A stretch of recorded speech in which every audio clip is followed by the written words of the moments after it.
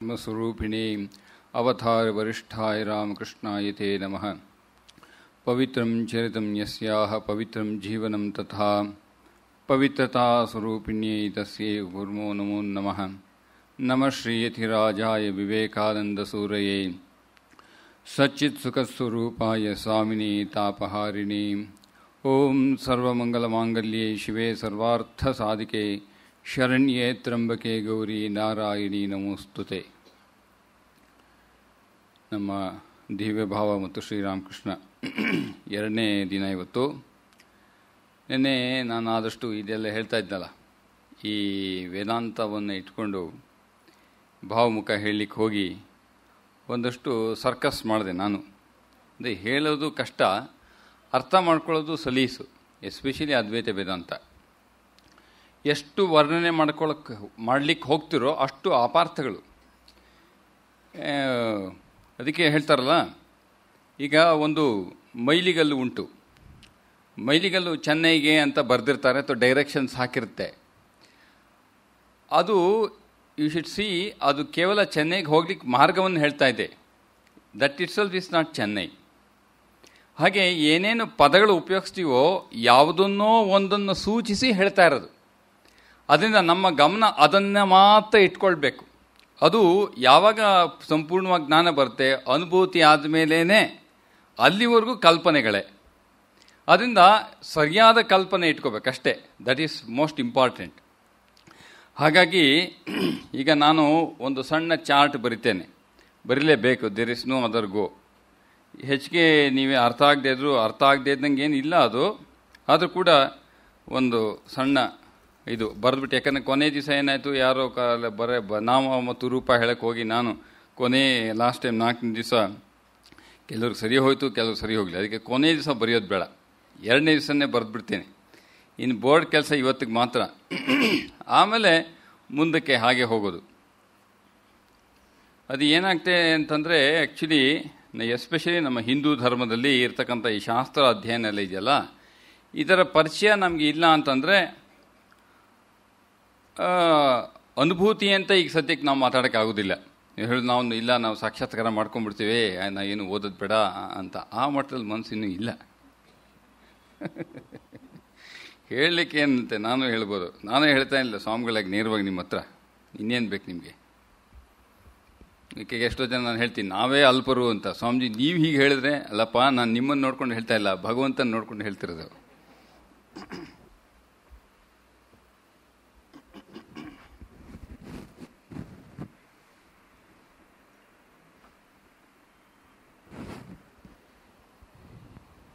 ಎಲ್ಲಿಂದ ಹೇಳ್ತೇನೆ ಅಂತಂದರೆ, ಇದನ್ನು ಸಾಧಾರಣವಾಗಿ ಈ ನಮ್ಮ ಸ್ವಾಮಿ ಸದಾನಂದರು ಅವರ ವೇದಾಂತ ಸಾರ, ಅದು ಒಂದು ಪ್ರಕರಣ ಗ್ರಂಥ. ಸಾಕಷ್ಟು ತತ್ವಬೋಧ ಇದೆ, ವೇದಾಂತ ಸಾರ ಇದೆ. ಆಮೇಲೆ ಸಾಂಖ್ಯರು ಒಂದು ರೀತಿ ಇದು ಸೃಷ್ಟಿಯ ಕ್ರಮವನ್ನು ಬರಿತೇನೆ. ಹೇಗೆ ಸೃಷ್ಟಿ ಆಗುತ್ತೆ ಈ ಶರೀರ? ಶರೀರ ಅಂದರೆ ವ್ಯಷ್ಟಿ, ಇಂಡಿವಿಜುವಲ್. ಸಮಷ್ಟಿ ಅಂದರೆ ಜಗತ್ತು, ಕಾಸ್ಮಿಕ್. ಇದು ಬರೆದ್ರೆ ನಿಮಗೆ ಭಾವಮುಖದ ಪರಿಚಯ ಆಗ್ತದೆ. ಅದಕ್ಕೋಸ್ಕರ ಅಷ್ಟೇ, ಇನ್ನೇನಿಲ್ಲ. ಅದಕ್ಕೆ ಯಾವ ರೀತಿ ಕನೆಕ್ಷನ್ನು, ಇದು ನನ್ನ ಭಾವನೆ ಅರ್ಥ ಮಾಡಲಿಕ್ಕೆ ಮಾತ್ರ ಇದನ್ನು ಉಪಯೋಗಿಸ್ತಾ ಇದ್ದೇನೆ. ಇದು ಹೀಗೆ ಅಂತ ಶಾರದಾಂದರು ಹೇಳಲಿಕ್ಕೆ ಹೋಗಿಲ್ಲ. ಅವರು ಭಾವಮುಖವನ್ನು ಗ್ರೇಟ್ ಮಾಸ್ಟರ್ ವರ್ಣನೆ ಮಾಡಲಿಕ್ಕೆ ಹೋಗಿದ್ದಾರೆ. The source of all ideas and thoughts ಅಂತ ಬರೆದಿದ್ದಾರೆ. ಐಡಿಯಾಸ್ ಆ್ಯಂಡ್ ಥಾಟ್ಸ್ ಅಂದರೆ ನಾನು ಐ ಕಾನ್ಷಿಯಸ್ನೆಸ್ ಕಾಸ್ಮಿಕ್ ಲೆವೆಲಲ್ಲಿ ಅಂತ ಹೇಳಿದೆ. ಅದಕ್ಕೋಸ್ಕರ ಆ ಪರಿಚಯ ಮಾಡಲಿಕ್ಕೆ ವೇದಾಂತದ, ಅದ್ವೈತ ವೇದಾಂತದ ಪ್ರಕರಣ ಗ್ರಂಥವಾದ ಒಂದು ವೇದಾಂತ ಸಾರ ಸಾಕಷ್ಟು ಇದೆ. ವೇದಾಂತ ಸಾರ ವಿವೇಕ ಚೂಡಾಮಣಿ ಕೂಡ ಶಂಕರರು ಹೇಳ್ತಾರೆ. ಅದನ್ನು ಇಟ್ಕೊಂಡು ಸೃಷ್ಟಿಯ ಕ್ರಮವನ್ನು ಬರಿತೀನಿ. ಹೇಗೆ ಸೃಷ್ಟಿ ಮಾಡೋಕ್ಕೆ ಒಂದು ಕಲ್ಪನೆಯನ್ನು ಇಟ್ಕೊಂಡಿದ್ದಾರೆ. ಯಾವ ವಾದಕ್ಕೂ ಹೋಗಲ್ಲ. ಕೆಲವರು ಒಪ್ತಾರೆ ಇದನ್ನು, ಕೆಲವರು ಒಪ್ಪಲ್ಲ. ನಮ್ಗೆ ಆ ಚಿಂತನೆ ಬೇಡ. Basic concept is more than enough, ಅಷ್ಟು ಮಾತ್ರ. ಅದಕ್ಕೆ ನಿನ್ನೆ ನಾನು ಹೇಳ್ತಾ ಪರಬ್ರಹ್ಮ, ಐ ಕಾನ್ಷಿಯಸ್ ಅಂದರೆ ಸ್ವಲ್ಪ I could see some of the blank faces. ಅದಕ್ಕೆ to avoid all blank faces I am writing. Though you may not understand, but at least you will be seeing the chart. ಹೀಗಾದರೂ ಸ್ವಾಮಿಗಳು ಅರ್ಥ ಮಾಡಿಸಿದ್ರು. ಕೆಲವು ಕನ್ನಡ ಮತ್ತು English ಎರಡೂ ಸೇರಿಸಿ ಏನು ಮಾಡೋದು, ಅಭ್ಯಾಸ ಆಗೋಗ್ಬಿಟ್ಟಿದೆ. ಕನ್ನಡದಲ್ಲಿ ಬರೆಯೋಕ್ಕೆ ಪ್ರಯತ್ನ ಪಡ್ತೇನೆ, ಅದು ಇಂಗ್ಲೀಷ್ ಬರೋಕ್ಕೆ ಹೋಗ್ತದೆ. ಬ್ರಹ್ಮನ್ ಅಂತ ಹೇಳಿದಾಗ, ಪರಬ್ರಹ್ಮ ಅಂತ ಹೇಳಿದಾಗ ಇಲ್ಲಿ ಇನ್ನೊಂದು ಮುಂದಕ್ಕೆ ಹೋಗೋಕ್ಕಿಂತ ಮುಂಚೆ ಇದು Gokhale I consider is a class talk, not A lecture. ನಮ್ಮ ಆಡಿಟೋರಿಯಂನಲ್ಲಿ 600 ಜನ ಇರ್ತಾರೆ, ಎಲ್ಲಿ ಬೋರ್ಡ್ ಮೇಲೆ ಎಲ್ಲಿ ಬರೆಯೋದು ಯಾರಿಗೂ ಕಾಣಲ್ಲ. ಅದಕ್ಕೆ ನಮ್ಮ ಮಠದಲ್ಲಿ ಮಾತಾಡಬೇಕಾದ್ರೆ I take it as a lecture, open lecture. ಇದೇನು ಹೇಳೋವಂಥದ್ದಿಲ್ಲ, ಕೂತ್ರೆ 1 ಗಂಟೆ ಹಾಗೆ ಹೋಗೋದು. ಇಲ್ಲಿ ನಾನು ಹಾಗಿದ್ದು, this is a class talk. ಯಾಕಂದ್ರೆ ನಮ್ಮ ಸಪ್ರೇಟ್ ಕ್ಲಾಸ್ ತೊಗೊಳಕ್ಕೆ ನಂಗೆ ಸಮಯ ಇಲ್ಲ. ಬ್ರಹ್ಮನಲ್ಲಿ ಸೃಷ್ಟಿಯೂ ಇಲ್ಲ, ಸ್ಥಿತಿಯೂ ಇಲ್ಲ, ಲಯವೂ ಇಲ್ಲ, ಏನೂ ಇಲ್ಲ. ಅದು ಪೂರ್ಣ ಬ್ರಹ್ಮ. ಅಲ್ಲಿ ಹೇಳಲಿಕ್ಕೆ ಕೇಳಲಿಕ್ಕೆ ಏನೂ ಇಲ್ಲ. ಅದು ಹೇಗೆ, ಅದು ನೀವು ಆಲೋಚನೆ ಮಾಡ್ಕೊಳ್ಳಿ. ಅದಕ್ಕೆ ಹೋಗೋದು ಬೇಡ. ಈಗ ಇಲ್ಲಿ ಭಾವಮುಖ ತಪ್ಪೋಗುತ್ತೆ. ಈಗ ಒಂದು ಸೃಷ್ಟಿ ಆಗಬೇಕು ಅಂದರೆ ಏನನ್ನ ತಗೊಂಡು ಆಗಬೇಕು? ವೇದಾಂತ ಹೇಳುತ್ತೆ ಸೃಷ್ಟಿ ಆಗಬೇಕು ಅಂತಂದರೆ ಮಾಯೆ ಬರಬೇಕು. ಎಲ್ಲಿಂದ ಬಂತು ಹೇಳಲಿಕ್ಕಾಗಲ್ಲ. ಯಾಕೆ? ನಾವು ಮಾಯೆಯಲ್ಲಿ ನಿಂತು ಮಾಯೆಯನ್ನು ಹೇಳಲಿಕ್ಕಾಗಲ್ಲ. ಮಾಯೆ ದಾಟಿದರೆ ಮಾಯೆ ಏನು ಅಂತ ಹೇಳ್ಬೋದು. ಯಾಕಂದರೆ ಅದು ಇಲ್ಲ. ಯಾವುದಿಲ್ವೋ ಅದನ್ನು ವರ್ಣನೆ ಮಾಡಲಿಕ್ಕಾಗಲ್ಲ. ಅದು ನಾವು ಅನುಭವಿಸ್ತಾ ಇದ್ದೀವಲ್ಲ, ಎಲ್ಲಿವರೆಗೂ ಮಾಯೆಯಲ್ಲಿರ್ತೋ ಅಲ್ಲಿವರೆಗೂ ಅನುಭವಿಸ್ತೀಯಪ್ಪ. ದಾಟು ಹೇಳೋರಿಲ್ಲ, ಕೇಳೋರಿಲ್ಲ. ಅದು ಇದು ವಿಚಿತ್ರ. ಇದು ಅದಕ್ಕೆ ಇದಕ್ಕೆ ಮಿಥ್ಯೆ ಅಂತ ಪದ ಉಪಯೋಗಿಸಿರೋದು ಇದನ್ನು. ಈಗ ಅದೇ ದೈವಿ ಹೇಷ ಗುಣಮಯಿ ಮಮ ಮಾಯಾ ದುರತ್ತೆಯ ಮಾಮೇಮ ಯೇ ಪ್ರಪದ್ಯಂತೆ ಮಾಯಾಮೇತಾಂ ತರಂತಿತೆ, ಭಗವದ್ಗೀತೆ. ಈ ಮಾಯೆ ನನ್ನದೇ, ಇದು ನನ್ನ ಇನ್ಸ್ಟ್ರೂಮೆಂಟ್. ಇದನ್ನು ಉಪಯೋಗಿಸ್ಕೊಂಡು ನಾನು ಜಗತ್ತನ್ನು ಮಾಡಿರೋದು. ಇದು ಅದರಿಂದ ಮಾಯೆ ಮತ್ತು ಬ್ರಹ್ಮ ಎರಡನ್ನೂ ಯಾವ ರೀತಿ ಕೂಡ್ತಾನೆ ನಮ್ಗೆ ಗೊತ್ತಿಲ್ಲ. ಆದರೆ ಪರಬ್ರಹ್ಮ ಜೊತೆ ಮಾಯೆ ಸೇರಿದೆ ಅಂತಾದಾಗ ಈ ಅವಸ್ಥೆಗೆ ಈಶ್ವರ ಅಂತ ಕರೀತಾರೆ. ನಾನು ಹೇಳಿದ್ನಲ್ಲ, ಕನ್ನಡ ಮತ್ತು ಇಂಗ್ಲೀಷ್ ಬರ್ತಾ ಇದೆ, ದಯವಿಟ್ಟು ಕ್ಷಮಿಸಿ. ಈ ಅವಸ್ಥೆ ಇಲ್ಲಿ ಏನಿದೆ, ಕಾಸ್ಮಿಕ್ ಐ, ನಾನು. ಇದೆಲ್ಲ ಇನ್ನು ಸ್ವಲ್ಪ ದೀರ್ಘವಾಗಿ ಬರ್ತೀನಿ, ಏನು ಕನ್ಫ್ಯೂಸ್. ಇಷ್ಟು ಅರ್ಥ ಮಾಡಿಕೊಂಡ್ರೆ ಸಾಕಿದು. ನಾನು ಈಶ್ವರ, ಬ್ರಹ್ಮ ಮತ್ತು ಮಾಯೆಗೆ ಈಶ್ವರ ಅಂತ ಕರೀತಾರೆ. ಈಗ ಈ ಮಾಯೆ ಸಹಾಯದಿಂದ ಬ್ರಹ್ಮ ಇರಲೇಬೇಕು, ಬ್ರಹ್ಮ ಇಲ್ಲದೆ ಆಗೋದಿಲ್ಲ. ಇದಕ್ಕೆ ನೋಡಿ, ಬೇರೆ ಬೇರೆ ಫಿಲಾಸಫಿಲಿ ಬೇರೆ ಬೇರೆ ಥರ ಹೇಳ್ತಾರೆ. ಏನು ಹೇಳ್ತಾರೆ? ಇದನ್ನೇ ಸಾಂಖ್ಯ ತಗೊಳ್ಳಿ. ಸಾಂಖ್ಯ ತಗೊಂಡ್ರೆ ಏನು ಹೇಳ್ತಾರೆ? ಸಾಂಖ್ಯನಲ್ಲಿ ಬಹುಶಃ ಬ್ರಹ್ಮನಿಗೆ ಪುರುಷ ಅಂತ ಕರೀತಾರೆ ಅವರು. ಪದ ವ್ಯತ್ಯಾಸ ಮಾಡ್ತಾರೆ, ವರ್ಣನೆ ಅದೇ ಆಗಲೇಬೇಕು. ಈ ಮಾಯೆಗೆ ಅವ್ರು ಕೊಡೋದು ಹೆಸರು ಪ್ರಕೃತಿ.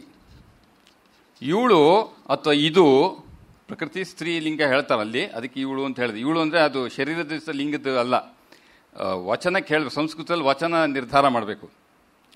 ಪುರುಷ ಮತ್ತು ಪ್ರಕೃತಿ ಇದು ಇಟ್ ಈಸ್ ಎರಡು, ಬೋತ್ ಆರ್ ರಿಯಾಲಿಟಿ ಅಂತ ಹೇಳ್ತಾರೆ. ಯಾವಾಗಲೂ ಶಾಶ್ವತವಾದ ಸತ್ಯ ಎರಡು. This is A dependent reality but is dependent. ಯಾವ್ದ್ರ ಮೇಲೆ? ಪುರುಷನ ಮೇಲೆ. ಇದೆಲ್ಲ ಕನ್ಫ್ಯೂಷನ್ ಮಾಡ್ಕೊಳ್ಳಿ. ಸುಮ್ಮನೆ ಅರ್ಥ ಹೇಳ್ತೇನೆ, ಸುಮ್ಮನೆ ಕೇಳಿಸ್ಕೊಂಡ್ರೆ ಸಾಕು. ಸುಮ್ಮನೆ ಕೇಳಿಸ್ಕೊಳ್ಳಿ, ಇನ್ನೇನು ಮಾಡಬೇಡಿ. ಈಗ this is A dependent reality. ಪುರುಷ ಇಲ್ಲದೆ ಪ್ರಕೃತಿ ಏನು ಕೆಲಸ ಮಾಡಲ್ಲ. ಶ್ರೀರಾಮಕೃಷ್ಣರು ಗೈಟ್ ಮಾರ್ಷಲ್ ಕತೆ ಹೇಳ್ತಾರೆ. ಏನೋ ಯಜಮಾನ ಸುಮ್ಮನೆ ಕೂತ್ಕೊಂಡು ಹುಕ್ಕ ಸೇರ್ತಾ ಇರ್ತಾನಂತೆ. ಹೆಂಡತಿ ಅಥವಾ ಯಜಮಾನಿ ಬಂದು ಅಲ್ಲಿ ನೀರಿಟ್ಟಿದ್ದೇನೆ ಅಂದರೆ ಒಂದು ಮದುವೆ ಕಾರ್ಯಕ್ರಮ ನಡೀತಿದೆ. ಅವಳು ಬಂದು ಪ್ರತಿಯೊಂದು ರಿಪೋರ್ಟ್ ಮಾಡ್ತಾನಂತೆ. ಇವನೇನೋ ಕೂತ್ಕೊಂಡು ದುಡ್ಡು ಬೇಕಾದ್ರೆ ದುಡ್ಡು ಕೊಡೋದು, ತಿಂಡಿ ಬೇಕಾದ್ರೆ ತಿಂಡಿ ಕೊಡೋದು, ಆಯಿತು ಅಂತ ಹೇಳ್ದಷ್ಟೇ. ಸುಬ್ರಹ್ಮಣ್ಯ ಪಾರೆಪತ್ರಿಕಾರ ಅಂತ ನಮ್ಮ ಕನ್ನಡದಲ್ಲಿ ಹೇಳ್ತಾರೆ. ಅವ್ನು ಮಾಡೋವಂಥದ್ದೇನಿಲ್ಲ. ಪಂಚೆ ಕಟ್ಕೊಂಡು ಸೊಂಟಕ್ಕೆ ಪಾರೆಪತ್ರೆ ದಾರ ಮಾಡೋದು. ಈ ಅನ್ನ ಹೋಗ್ತಿದೆ, ಸಾಂಬಾರು ಹೋಗ್ತಿದೆ, ನೀರು ಹೋಗ್ತಾ ಇರ್ತೀವಿ, ಸುಮ್ಮನೆ ಹೋಗಲಿ ಅಂತ ಹೇಳೋದು. ಅದು ಪುರುಷನ ಕೆಲಸ. ಕರ್ಮ ಮಾಡಲ್ಲ ಅವನು, ಸುಮ್ಮನೆ ನೋಡ್ತಿರ್ತಾನೆ. ಪ್ರಕೃತಿ ಎಲ್ಲ ಮಾಡೋದು, ಅದು ಅದಕ್ಕೆ ಶಕ್ತಿ ಇಲ್ಲ. ಪುರುಷ ಬರಬೇಕು. ಪುರುಷ ಇಲ್ಲದೆ ಪ್ರಕೃತಿ ಕೆಲಸ ಮಾಡಲ್ಲ. So this I dependent reality, it's a independent reality. Mutual concomitants ಅಂತ ಇಂಗ್ಲೀಷ್ನಲ್ಲಿ ಹೇಳ್ತಾರೆ. ಇದು ಸಹಾಯ ಇಲ್ಲದೆ ಇದೇನು ಮಾಡೋಕ್ಕಾಗಲ್ಲ. ಅದು ಇದು ಜಡ, ಇದು ಪ್ರಕೃತಿ ಜಡ. ಅದನ್ನೇ ವೇದಾಂತ ಏನು ಹೇಳ್ಕೊಳುತ್ತೆ? ಅದೇ ಇದೆಲ್ಲ ಪದಗಳು ಅಷ್ಟೇ. ಇದನ್ನು ಲಕ್ಷ್ಮಿ ಅಂತ ಕರೀತಾರೆ ದ್ವೈತ ವೇದಾಂತ. ಏನೇ ಹೋಗಿ, ಇದು ಮಾಯೆ, ಇದು ಪರಬ್ರಹ್ಮ, ಪೂರ್ಣ ಬ್ರಹ್ಮ. ಈ ಮಾಯೆ ಬಂದಮೇಲೆ the first evolution of this is, ಒಂದೊಂದೇ ಅಕ್ಷರ ಬರ್ತೀನಿ, ನನಗೆ ಇನ್ನೂ ಸಾಕಷ್ಟು ಬೇಕು. ಅದಕ್ಕೋಸ್ಕರ ಆಕಾಶ ಬಂತು. ಈ ಮಾಯೆ ಸೇರ್ಕೊಂಡಿದ್ದ ತಕ್ಷಣ ಮೊದಲನೇ the very first manifestation is akasha. ಆಕಾಶದಿಂದ ವಾಯು. ಇದು ತೈತರೀಯ ಉಪನಿಷತ್ತು ಹೇಳ್ತೆ, ಛಾಂದೋಗ್ಯ ಉಪನಿಷತ್ತು ಹೇಳ್ತೆ. ವಾಯೋ ಅಗ್ನಿ, ಅಗ್ನೇ ಆಪಃ, ಆಪಃ ಪೃಥಿವಿ, ಪೃಥಿವ್ಯಾ ಓಷಧಿ, ಓಷಧಿ ಅನ್ನಂ, ಅನ್ನಾತ್ ಪುರುಷಃ. ಇದು ತೈತರೀಯ ಉಪನಿಷತ್ತು. ನಮಗೆ ಅಷ್ಟು ಮುಂದೆ ಹೋಗೋದು ಬೇಡ, ಪಂಚಭೂತಗಳು ಮಾತ್ರ ಸಾಕು. ಈ ಪಂಚಮಹಾಭೂತಗಳು ಬಂತು. ಪಂಚಮಹಾಭೂತಗಳು ಬಂದ ಮೇಲೆ ಇದನ್ನು ಅಪಂಚೀಕೃತ, ಇದಕ್ಕೆ ಟೆಕ್ನಿಕಲ್ ವರ್ಡ್ ಏನಂದರೆ ಅಪಂಚೀಕೃತ ತನ್ಮಾತ್ರಗಳು.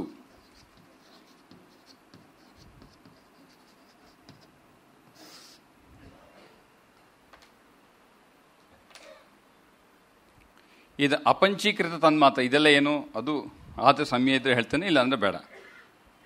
ಈಗ ಏನಾಗಿದೆ, ಇದೆಲ್ಲ ಸೂಕ್ಷ್ಮ ರೂಪದಲ್ಲಿದೆ.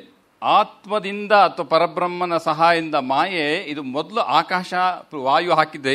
ಈಗ ನಮ್ಮ ಕಣ್ಣಿಗೆ ಕಾಣುವ ಆಕಾಶ ಪೃಥ್ವಿ ಯಾವುದೂ ಅಲ್ಲ. ಇದು ಇದರ ಸೂಕ್ಷ್ಮ ರೂಪ.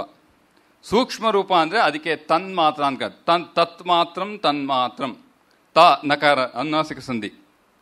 ಅದರಿಂದ ಇಲ್ಲಿ ಇದು ಅದು ಮಾತ್ರ ಇದೆ. ಇದು ಸೂಕ್ಷ್ಮ ರೂಪ. ಇದಕ್ಕೆ ಈ ಸ್ಥೂಲವಾದ ಪೃಥ್ವಿ ಅಲ್ಲ ಇದು ಯಾವುದು. ಅದಕ್ಕೆ it has to undergo combinations before becoming this ಸ್ಥೂಲವಾದ ಶರೀರ. ಪೃಥ್ವಿ ಆಗಲಿ ಆಕಾಶ ಆಗಲಿ ಆಗಬೇಕು ಅಂದರೆ ಏನಾಗಬೇಕು, ಇದು ಪಂಚೀಕೃತ ಆಗಬೇಕು. ಇದು ಅಪಂಚೀಕೃತ. ಈಗ ಪಂಚೀಕೃತ ಆಕಾಶ, ವಾಯು, ಅಗ್ನಿ, ಆಪ, ಪೃಥ್ವಿ ಆಯಿತು. ದಿಸ್ ಈಸ್ ಪಂಚೀಕೃತ ಪಂಚಮಹಾಭೂತಗಳು. ಏನಾಗತ್ತೆ, ಅರ್ಧ ಭಾಗ ಇದು 1/8 1/8 1/8 1/8. ಅರ್ಧ ಆಕಾಶ 1/8 1/8 1/8. ಇನ್ನು 4 ಸೇರಿ ಏನಾಯಿತು, 1 + ½ + ½ = 1 ಆಕಾಶ ಬರುತ್ತೆ. 1/8 ಇದನ್ನು ಪಂಚೀಕೃತ ಅಂತ ತೈತಿರೀಯ ಉಪನಿಷತ್ತು ಹೇಳುತ್ತೆ. ತ್ರಿವೃತ್ಕರಣ ಅಂತ ಚಾಂದೋಗ್ಯ ಹೇಳುತ್ತೆ. ಶಂಕರರು ಎರಡನ್ನು ಸೇರಿಸ್ತಾ ಹೋಗ್ತಾರೆ. ಅದರಿಂದ ಈಗೇನಾಯಿತು, ಇದರಿಂದ ಪಂಚೀಕೃತ ಭೂತಗಳು ಬಂತು. ಈಗ ನಮ್ಮ ಕಣ್ಣಿಗೆ ಕಾಣೋದು ಇದು, ಈ ಭೂಮಿ ಆಕಾಶ ವಾಯುಯಲ್ಲಿ ಕಾಣ್ತಿರೋದು ಇದು ಆಫ್ಟರ್ ಕಾಂಬಿನೇಷನ್ ಆಫ್ ದಿಸ್ ಸೂಕ್ಷ್ಮ ರೂಪದ ಆಕಾಶ ವಾಯು ಸ್ಥೂಲವಾದ ಮೇಲೆ ಕಾಣುವಂಥದ್ದು ಇದು. ಈಗ ಇದರಿಂದ ಏನು ಬರುತ್ತೆ, ಈ ಕಡೆಯಿಂದ ಆ ಕಡೆ ಹೋಗ್ತೀನಿ ನಾನು, ಯಾಕಂದರೆ ನಾನು ಭಾವಮುಖಕ್ಕೆ ಹೋಗ್ಬೇಕಲ್ಲ, ಕೆಳಗಿನ ಮೇಲೆ ತಾನು ನಾವು ಇಲ್ಲಿ ಕಣ್ಣಿಗೆ ಕಾಣ್ತಿರೋದು ಹೇಳ್ಬೇಕು ನಾನೀಗ. ಇದರಿಂದ ಮತ್ತೆ 2 ಬೈಫರ್ಕೇಶನ್ ಹೇಳ್ತೆ. ಏನು, 14 ಲೋಕಗಳು ಬರ್ತವೆ ಇಲ್ಲಿ. 7 ಮೇಲೆ 7 ಕೆಳಗೆ. ಸುವರ್ಲೋಕ, ಮಹರ್ಲೋಕ, ಭೋರ್ಲೋಕ, ಸತ್ಯಲೋಕ ಅಂತ 7 ಕೆಳಗಿಂದ. ಸತ್ಯಂ ಮೊದಲೇ ಆ ಭೂಮಿ ಆದಮೇಲೆ ಮೇಲ್ಗಡೆ ಇರುತ್ತೆ ಸತ್ಯಂ ಲೋಕ. ಅದಕ್ಕೆ ಭೂರ್ಭೋ ಸ್ವಹ ಅಂತ ಇದರಲ್ಲಿ ಗಾಯತ್ರಿ ಮಂತ್ರದಲ್ಲಿ ಹೇಳ್ಕೊಳ್ತೇವೆ. 7 ಲೋಕ ಮೇಲೆ 7 ಲೋಕ ಕೆಳಗೆ. ಇಲ್ಲಿ 4 ಜಂತುಗಳು ಹುಟ್ಟುತ್ತಾರೆ. ಜಲಜ, ಅಂಡಜ, ಪೃಥ್ವಿಜ. ಅಂದರೆ ಏನು, ಗರ್ಭದಿಂದ ಹುಟ್ಟುವವರು ಮ್ಯಾಮಲ್ಸ್, ಎಗ್ಗಿಂದ ಹುಟ್ಟೋದು ಬರ್ಡ್ಸು. ಇದೆಲ್ಲ ಯಾವಾಗ ಮಾಡಿದ್ರು ಗೊತ್ತಿಲ್ಲ, ಹುಟ್ಟಲೆಲ್ಲ ಇದೆ, ಇದೆಲ್ಲ ಹೇಳ್ತಾರೆ. 4 ರೀತಿಯ ಜಂತುಗಳು ಹುಟ್ಟುತ್ತಾರೆ. ಇವಾಗ ಇದು ಹುಟ್ಟಿದ ಮೇಲೆ ಇದನ್ನೇ ಈ ಶರೀರ ಇದನ್ನೇ ಅನ್ನಮಯ ಕೋಶ ಅಂತ ಕರೆಯುವುದು ನಾವು. ಈ ಸ್ಥೂಲವಾದ ಆಕಾಶವಾಯುವಿಂದ ಬರುವಂಥದ್ದು ಅನ್ನಮಯ ಕೋಶ. ಇದು 2 ರೀತಿ ಹೇಳಬೇಕು. ಯಾವಾಗಲೂ ಹೇಳೋತ್ತಿಗೆ ವ್ಯಷ್ಟಿ ಮತ್ತು ಸಮಷ್ಟಿ ರೀತಿಯಲ್ಲಿ ಹೇಳಬೇಕು. ನಾನು ಇಲ್ಲಿ ಮಾತ್ರ ಸಮಷ್ಟಿ ವ್ಯಷ್ಟಿ ಹೇಳ್ತೀನಿ, ಇಲ್ಲಿ ಬೇಡ, ಕನ್ಫ್ಯೂಷನ್ ಆಗ್ತದೆ, ಜಾಸ್ತಿ ಬೇಡ. ಈಗ ಇದು ಅನ್ನಮಯ ಕೋಶ. ಇದರ ಅವಸ್ಥೆ ಏನು, ಜಾಗೃತ ಅವಸ್ಥೆಯಲ್ಲಿ ಮಾತ್ರ ಇದು ಅನುಭವಕ್ಕೆ ಬರೋದು, ಸ್ವಪ್ನಲ್ಲಿ ಬರಲ್ಲ ಈ ಅನುಭವ. ಎಷ್ಟು ಚೆನ್ನಾಗಿ ಮಾಡಿದ್ದಾರೆ ನೋಡಿ ಇದೆಲ್ಲ. ಅದಕ್ಕೆ ಓದು ಇದೆಲ್ಲ ಬೇಸಿಕ್ಸ್ ಇಲ್ಲ ಅಂತಂದರೆ ಅರ್ಥ ಆಗಲ್ಲ. ಈಗ ಅಪಂಚೀಕೃತೆಯಿಂದ ಏನು ಬರುತ್ತೆ, ಅಪಂಚೀಕೃತ ಪಂಚಭೂತಗಳಿಂದ 5 ಜ್ಞಾನೇಂದ್ರಿಯ, ಅಂತಃಕರಣ, 5 ಕರ್ಮೇಂದ್ರಿಯ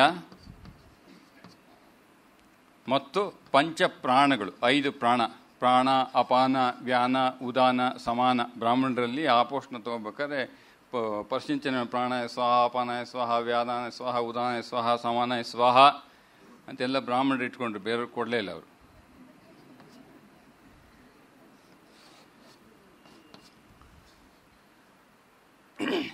ಪಂಚಪ್ರಾಣಗಳು, ಪ್ರಾಣಾಪಾನ. ಇದು ಆ್ಯಕ್ಚುಲಿ ಈಗ ನನಗೆ ತೇಗ ಬರುತ್ತಲ್ಲ, ಅದು ಒಂದು ಪ್ರಾಣದ ಕಾರಣ. ಇದು ಪಂಚಪ್ರಾಣಗಳ ಶರೀರದಲ್ಲಿ ಇದ್ದರೆ ಮಾತ್ರ ಶರೀರ ಕೆಲಸ ಮಾಡುತ್ತೆ. ಹಿಂದ್ಗಡೆ ಆತ್ಮ ಇದ್ದೇ ಇದೆ, ಇದಿರಲೇಬೇಕು ಎಲ್ಲದಕ್ಕೂ. ನಿಮ್ಮ ಪರಬ್ರಹ್ಮನ ಯಾವತ್ತೂ ಮರೆಯೋಂಗಿಲ್ಲ, ಇವನು ಇದ್ದೇ ಇದೆಲ್ಲ ಆಗ್ತಾ ಇರೋದು. ಆದರೆ ಇದಕ್ಕೊಂದು ಪ್ರಾಣ ವ್ಯಕ್ತ ಆಗಿದೆ. ಇದಕ್ಕೆ ಆವರಣ ವಿಕ್ಷೇಪ ಶಕ್ತಿಯಿಂದ ಹೀಗಾಯಿತು ಅಂತಾರೆ. ಬ್ರಹ್ಮ ವಿವರ್ತವಾದ, ಬ್ರಹ್ಮ ಪರಿಣಾಮವಾದ ಅದು ಯಾವುದು ಬೇಡ ನಮಗೆ. ನಾನು only I want to give ಒಂದು ಕಾಮನ್ ಅಂಡರ್ಸ್ಟ್ಯಾಂಡಿಂಗ್ ಅಷ್ಟೇ. ಈಗ ಇದರಿಂದ ಏನೇನು ಬರುತ್ತೆ ಹೇಳ್ತೀನಿ. ಪಂಚ ಜ್ಞಾನೇಂದ್ರಿಯ ಅಂತಂದರೆ ಚಕ್ಷು, ಶ್ರೋತ್ರ, ತ್ವಕ್, ಘ್ರಾಣ. ಅಂದರೆ ಏನು, ಶಬ್ದ, ರೂಪ, ರಸ, ಗಂಧ. ಆ ಪಂಚ ಇದನ್ನು ಅನುಭವಿಸ್ಲಿಕ್ಕಿರ್ತಕ್ಕಂಥ ಇಂದ್ರಿಯಗಳು ಪಂಚ ಜ್ಞಾನೇಂದ್ರಿಯ. ಅಂತಃಕರಣ ಮನಸ್ಸು, ಬುದ್ಧಿ, ಚಿತ್ತ, ಅಹಂಕಾರ. 5 ಕರ್ಮೇಂದ್ರಿಯ, ಕೈ, ಕಾಲು, ಬಾಯಿ, the organ of evacuation, the organ of generation. ಇದು 5 ಕರ್ಮೇಂದ್ರಿಯಗಳು. ಪ್ರಾಣ ಹೇಳಿದೆ, ಪ್ರಾಣಾಪಾನ ವ್ಯಾನ ಉದಾನ ಸಮಾನ, 5 ಪ್ರಾಣಗಳು. ಇಷ್ಟು ಬಂದ ಮೇಲೆ ಇಲ್ಲಿ ಮನಸ್ಸಿದೆ, ಬುದ್ಧಿ ಇದೆ, ಇದು ಚಿತ್ತ, ಅಹಂಕಾರ. ಈ ಜ್ಞಾನೇಂದ್ರಿಯ ಮತ್ತು ಬುದ್ಧಿ ಚಿತ್ತ ಸೇರಿದರೆ ವಿಜ್ಞಾನಮಯ ಕೋಶ. ಈ ಪಂಚ ಜ್ಞಾನೇಂದ್ರಿಯ ಮತ್ತು ಮನಸ್ಸು ಸೇರಿದರೆ ಮನೋಮಯ ಕೋಶ.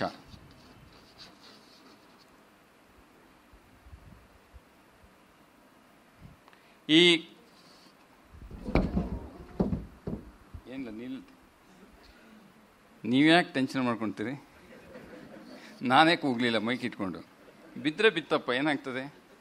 ಏನಾಗೋದಿಲ್ಲ. ಶರೀರ ಬಿಡದಿದ್ರೆ ಆಯ್ತು, ಸಾಕ್ಷಾತ್ಕಾರ ಆಗೋದು ಒಳಗಡೆ. ಪಂಚ ಕರ್ಮೇಂದ್ರಿಯ ಮತ್ತು ಪ್ರಾಣ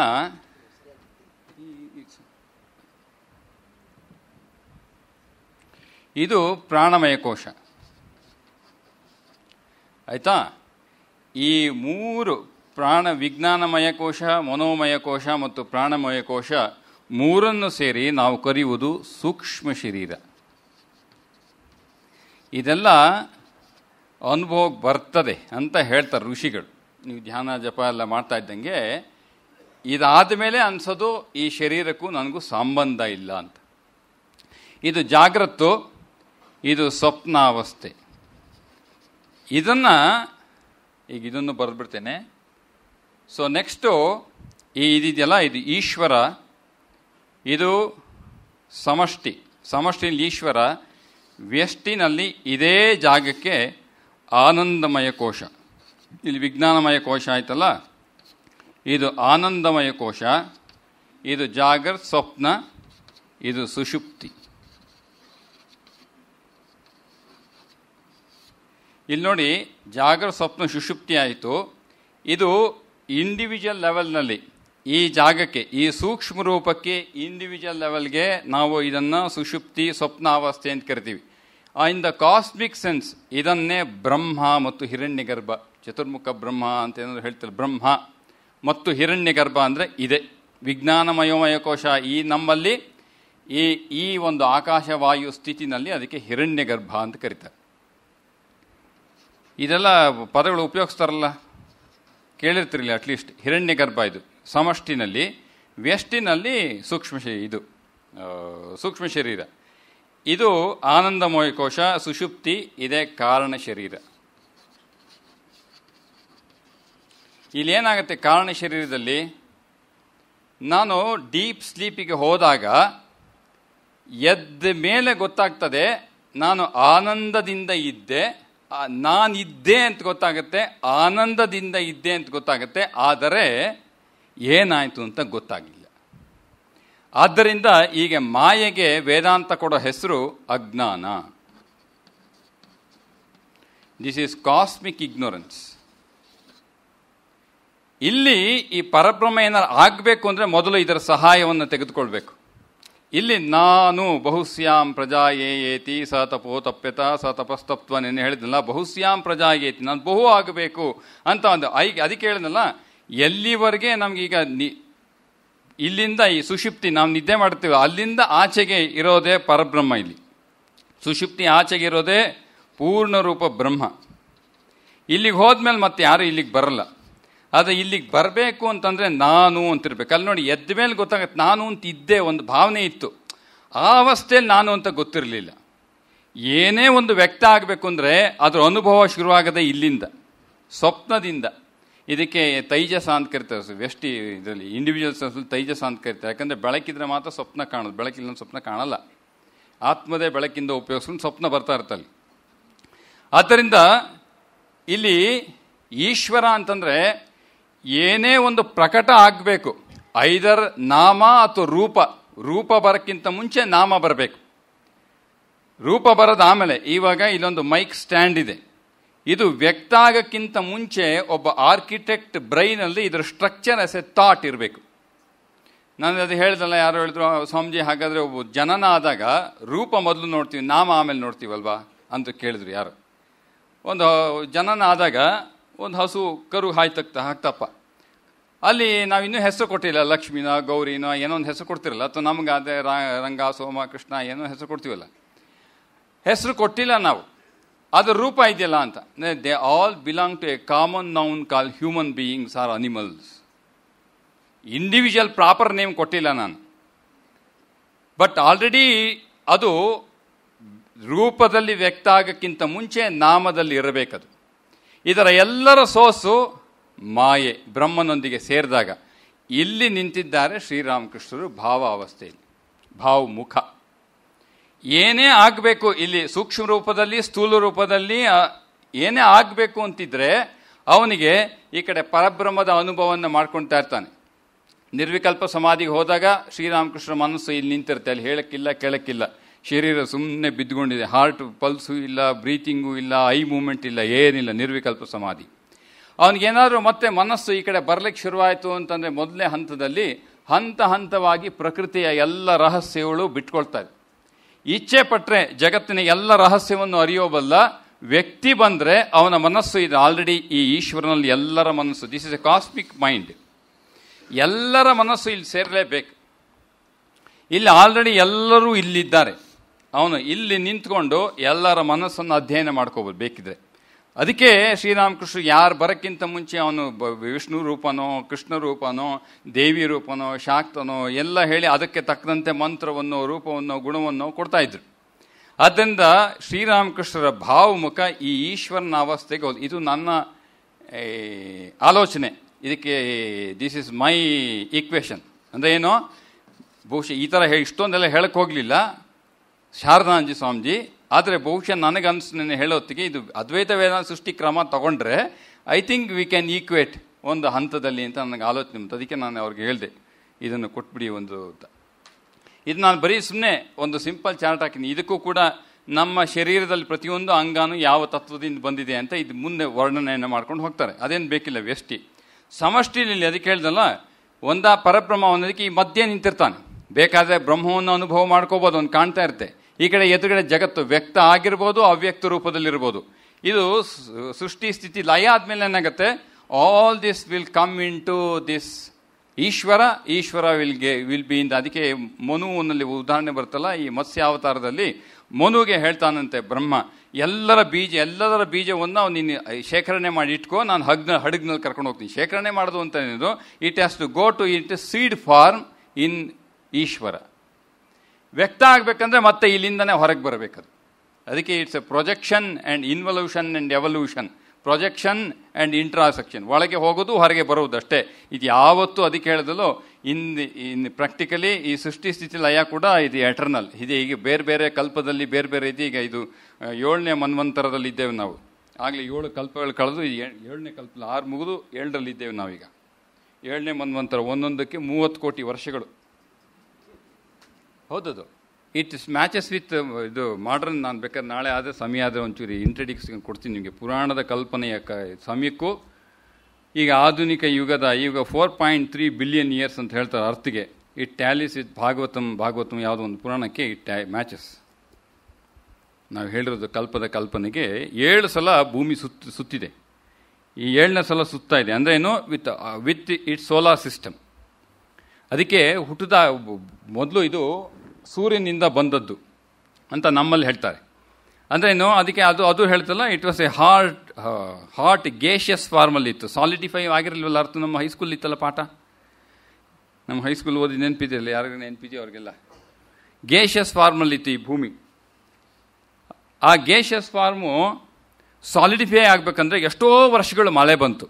ಅದಕ್ಕೆ ವರಾಹಾವತಾರ ಬಂತು, ಇಡೀ ನೀರಿನಿಂದ ತುಂಬಿತ್ತು, ಅವ್ನು ಭೂಮಿ ಮೇಲೆತ್ತ. ಏನು, ಮಳೆ ಬಿದ್ದು ಸಾಲಿಡಿಫೈ ಆಯಿತು. ಮೆನಿ ಬಿಕಮ್ಸ್, ಓಷನ್ಸ್ ಕ್ರಿಯೇಟ್ ಆಯಿತು. ಎಲ್ಲೆಲ್ಲಿ ಇದು ಎತ್ತರ ಗುಡ್ಡಗಳು ವ್ಯಾಲಿ ಇತ್ತು ಅದೆಲ್ಲ ಓಷನ್ಸ್ ಆಯಿತು. ಎತ್ತರ ಪ್ರದೇಶಗಳೆಲ್ಲ ಹಾಗೆ ಭೂಮಿ ಆಯಿತು. ಮತ್ತು ಇನ್ನು ಇದು ದಿಸ್ ಟೇಕ್ಸ್ ಆನ್, ಇದೆಲ್ಲ ನಮ್ಮಲ್ಲಿ ವರ್ಣನೆ ಬಂದೆ. ಇಟ್ ಮ್ಯಾಚಸ್ ಎಷ್ಟೋ ಸಲ. ಎನಿಯೋ, ಈಗ ಯಾಕೆ ಇದೊಂದು ಈ ವಿಚಾರ ಬಂತು ಅಂತಂದರೆ, ಪರಮಹಂಸರ ಮನಸ್ಸಿನ ಸ್ಥಿತಿ ಬೇಕಾದಾಗ ಬ್ರಹ್ಮನಲ್ಲಿ ಹೋಗಿ ಇನ್ನೇನು ಬೇಡವೇ ಬೇಡ, ಇನ್ನೇನು ಅವ್ನು ಬರದೇ ಬೇಡ ಅಂತ ಇಚ್ಛೆ ಪಟ್ಟರೆ ಬೇಡೇ ಆಗಿಲ್ಲ.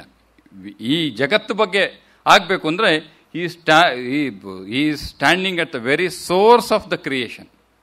ಸೃಷ್ಟಿ ಆಗಬೇಕು ಅಂತ ಎಲ್ಲಿದೆಯೋ ಅಲ್ಲಿ ಅವನು ನಿಂತ್ಕೊಂಡಿದ್ದಾನೆ ಪರಮಹಂಸ. ಒಂದೊಂದೇ ಆ ಮನಸ್ಸು ಅವತಾರ ತತ್ವ, ಶರೀರ ರೂಪ ಅಂತ ಹೇಳಲಿಕ್ಕೆ ಸಾಧ್ಯ ಇಲ್ಲ. ಅದಕ್ಕೆ ಒಂದೊಂದೇ ಕೆಳಗಡೆ ಬಂದಾಗ ಬೇರೆ ಬೇರೆ ರೀತಿಯ ಅನುಭವ ಆಗುತ್ತೆ. ಅದಕ್ಕೆ ಪಾತ್ ಇಸ್ ನಾಟ್ ಡಿಫೈನ್ಡ್. ಕೆಳಗಡೆ ಬರಬೇಕಾದ್ರೆ ಇಟ್ ಈಸ್ ನಾಟ್ ಒಂದೇ ರಸ್ತೆ ಇದೆ, NH7 ಬರೋದು ಅದೇ ಹೋಗಬೇಕು, ಆವಾಗಲೇ ಬೆಳಗಾಂ ಸಿಗೋದು ಇಲ್ಲ.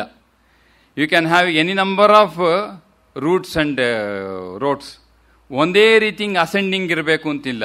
This is a horizontal infinite line. ಒಂದು ರೀತಿ ಹೇಳೋದು, line cannot be infinite, but still to speak ಒಂದು ಹೇಳೋದಾದರೆ ಹಾರಿಜಾಂಟಲ್ ಲೈನು ಯಾವ ರೀತಿ ಬೇಕಾದ್ರೂ ಪ್ರವೇಶ ಮಾಡ್ಬೋದು. ಆದರೆ ಪರಬ್ರಹ್ಮನಿಗೆ ಹೋಗ್ಬೇಕಂದ್ರೆ ಈಶ್ವರ ತತ್ವಕ್ಕೆ ಬಂದೇ ನಿಂತ್ಕೋಬೇಕು.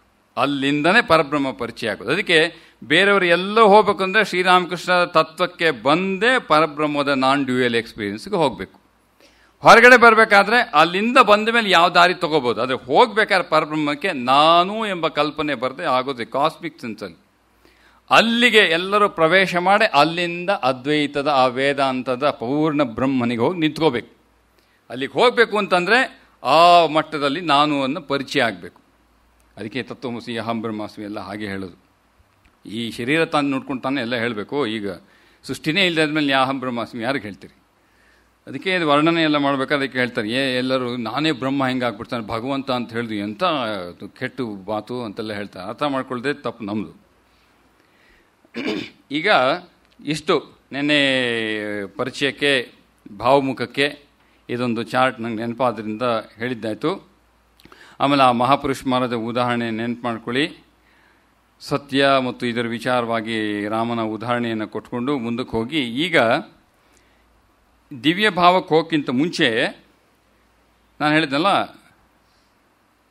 ಗುರುಭಾವದ ಅಂತ್ಯಭಾಗ ಕೊನೆಯ ಚಾಪ್ಟರ್ ಗುರುಭಾವದಲ್ಲಿ ನಾನು ಹೇಳಿದ್ನಲ್ಲ, reference is only great master. Shri Ramakrishna Leela ಪ್ರಸಂಗ ಬಿಟ್ಟು 1 mm ಅಥವಾ 1 ಮಿಲಿಮೀಟರ್ ಕೂಡ ನಾನು ಅಕ್ಕ ಈ ಕಡೆ ಹೋಗೋದಿಲ್ಲ. ಅದೇ ಮೂಲ ಗ್ರಂಥ. ಇದರಲ್ಲಿ ಆ ಕೊನೆ ಭಾಗದಲ್ಲಿ ಗುರುಭಾವ ಕಂಕ್ಲೂಷನ್ ಅಂತ ಇಂಗ್ಲೀಷ್ನಲ್ಲಿ, ಅದರ ಕೊನೆಯ ಭಾಗ ಅಂತ ಕನ್ನಡದಲ್ಲಿ ಹಾಕಿದ್ದಾರೆ, ಅಂತ್ಯಭಾಗ ಅಂತ. ಅದರಲ್ಲಿ ಶಾರದಾಂಜಿ ಸ್ವಾಮೀಜಿ ಏನು ಮಾಡಿದ್ದಾರೆ ಅಂತಂದರೆ, ಒಬ್ಬ ಬ್ರಹ್ಮಜ್ಞಾನಿಯ ಮನಸ್ಸು ಹೇಗಿರುತ್ತೆ ಅಂತ ಪರಿಚಯ ಮಾಡಿದ್ದಾರೆ. ನಾನು ಅದು ಹಾಗೇ ಹೇಳ್ಕೊಂಡು ಹೋಗ್ತೀನಿ. ಎಷ್ಟು ಈಗ 1 ಗಂಟೆ ಸಮಯದಲ್ಲಿ ಎಷ್ಟಾಗುತ್ತೋ ಅಷ್ಟನ್ನು ನಾನು ಹೇಳ್ಕೊಂಡು ಹೋಗ್ತೇನೆ. ಅಷ್ಟು ಪರಿಚಯ ಸಾಕು. ಯಾಕಂದರೆ ಇದು ಈ ಶಾರದಾಂಜಿ ಬಿಟ್ಟರೆ ಬಹುಶಃ ಇನ್ಯಾರೂ ಇದರ ವರ್ಣನೆಯನ್ನು ಮಾಡಿಲ್ಲ. ಆಮೇಲೆ ಈ ಭಾವಮುಖದ ಪರಿಚಯವು ಕೂಡ ನಮ್ಗೆ ಬೇರೆ ಎಲ್ಲೂ ಸಿಕ್ಕೋದೇ ಇಲ್ಲ. ಇದು ಈ ಅವತಾರದಲ್ಲಿ ಮಾತ್ರ, ನಮಗೆ ಪರಮಹಂಸರ ಅವತಾರದಲ್ಲಿ ಮಾತ್ರ ಈ ಭಾವಮುಖದ ಪದ ನಾವು ಕೇಳಿದ್ದು ಮತ್ತು ಇದರ ರೂಪವನ್ನು ಕಾಣ್ತಾ ಇರೋದು. ಹಾಗಾಗಿ ಶಾರದಾಂಜಿ ಏನು ಮಾಡಿದ್ದಾರೆ, ಇದನ್ನು ಒಂದು ಆಧಾರವಾಗಿ ಇಟ್ಕೊಂಡು ಅವ್ರು ಏನು ಮಾಡಿದ್ದಾರೆ, ಮನಸ್ಸಿನ ವಿಶ್ಲೇಷಣೆ ಮಾಡಲಿಕ್ಕೆ ಹೋಗಿ ಹೇಗಿರುತ್ತೆ ಅದ್ರ ಮನಸ್ಸು ಅಂತ. ಮೊದಲನೇ ಪದ ಅವರು ತೆಗೆದುಕೊಳ್ಳೋದು ಎಷ್ಟು ಚೆನ್ನಾಗಿ ತಗೊಳ್ತಾರೆ ನೋಡಿ. So is very analytical man. ಯಾಕಂದರೆ ವೆಸ್ಟರ್ನ್ ಎಜುಕೇಟೆಡ್ ಅಲ್ವಾ, ಅವ್ರಿಗೆ ಅದೇ ದೃಷ್ಟಿಯಿಂದ ಪರಮಹಂಸರನ್ನ ಭೇಟಿ ಮಾಡಿದ್ದು. ಆಮೇಲೆ ನಮ್ಮ ಜ್ಞಾನ ಸೀಮಿತವಾಗಿದೆ, ಇದನ್ನು ಅರಿಲಿಕ್ಕೆ ಅಂತ ಹೇಳಿ ಆಮೇಲೆ ಅದನ್ನು ಪಕ್ಕಕ್ಕೆ ಬಿಟ್ಟು ಯಾವ ರೀತಿ ಬೇಕೋ ಆ ಹಾದಿಯನ್ನು ಹಿಡಿದಿದ್ದಾಯಿತು. ಹಾಗಾಗಿ ಅವ್ರು ಒಳಗಡೆ ಬಂದಿದ್ದ ಎಲ್ಲ ಪ್ರಶ್ನೆಗಳಿಗೂ ಇಲ್ಲಿ ಅವರೇ ಪ್ರಶ್ನೆಯನ್ನು, ಪೂರ್ವ ಪಕ್ಷ ಪ್ರಶ್ನೆಯನ್ನು ಹಾಕಿ ಅವರೇ ಸಿದ್ಧಾಂತ ಅಂದರೆ ಉತ್ತರ ಪಕ್ಷ ಅಥವಾ ಉತ್ತರವನ್ನು ಅವರೇ ಕೊಡ್ತಾರೆ.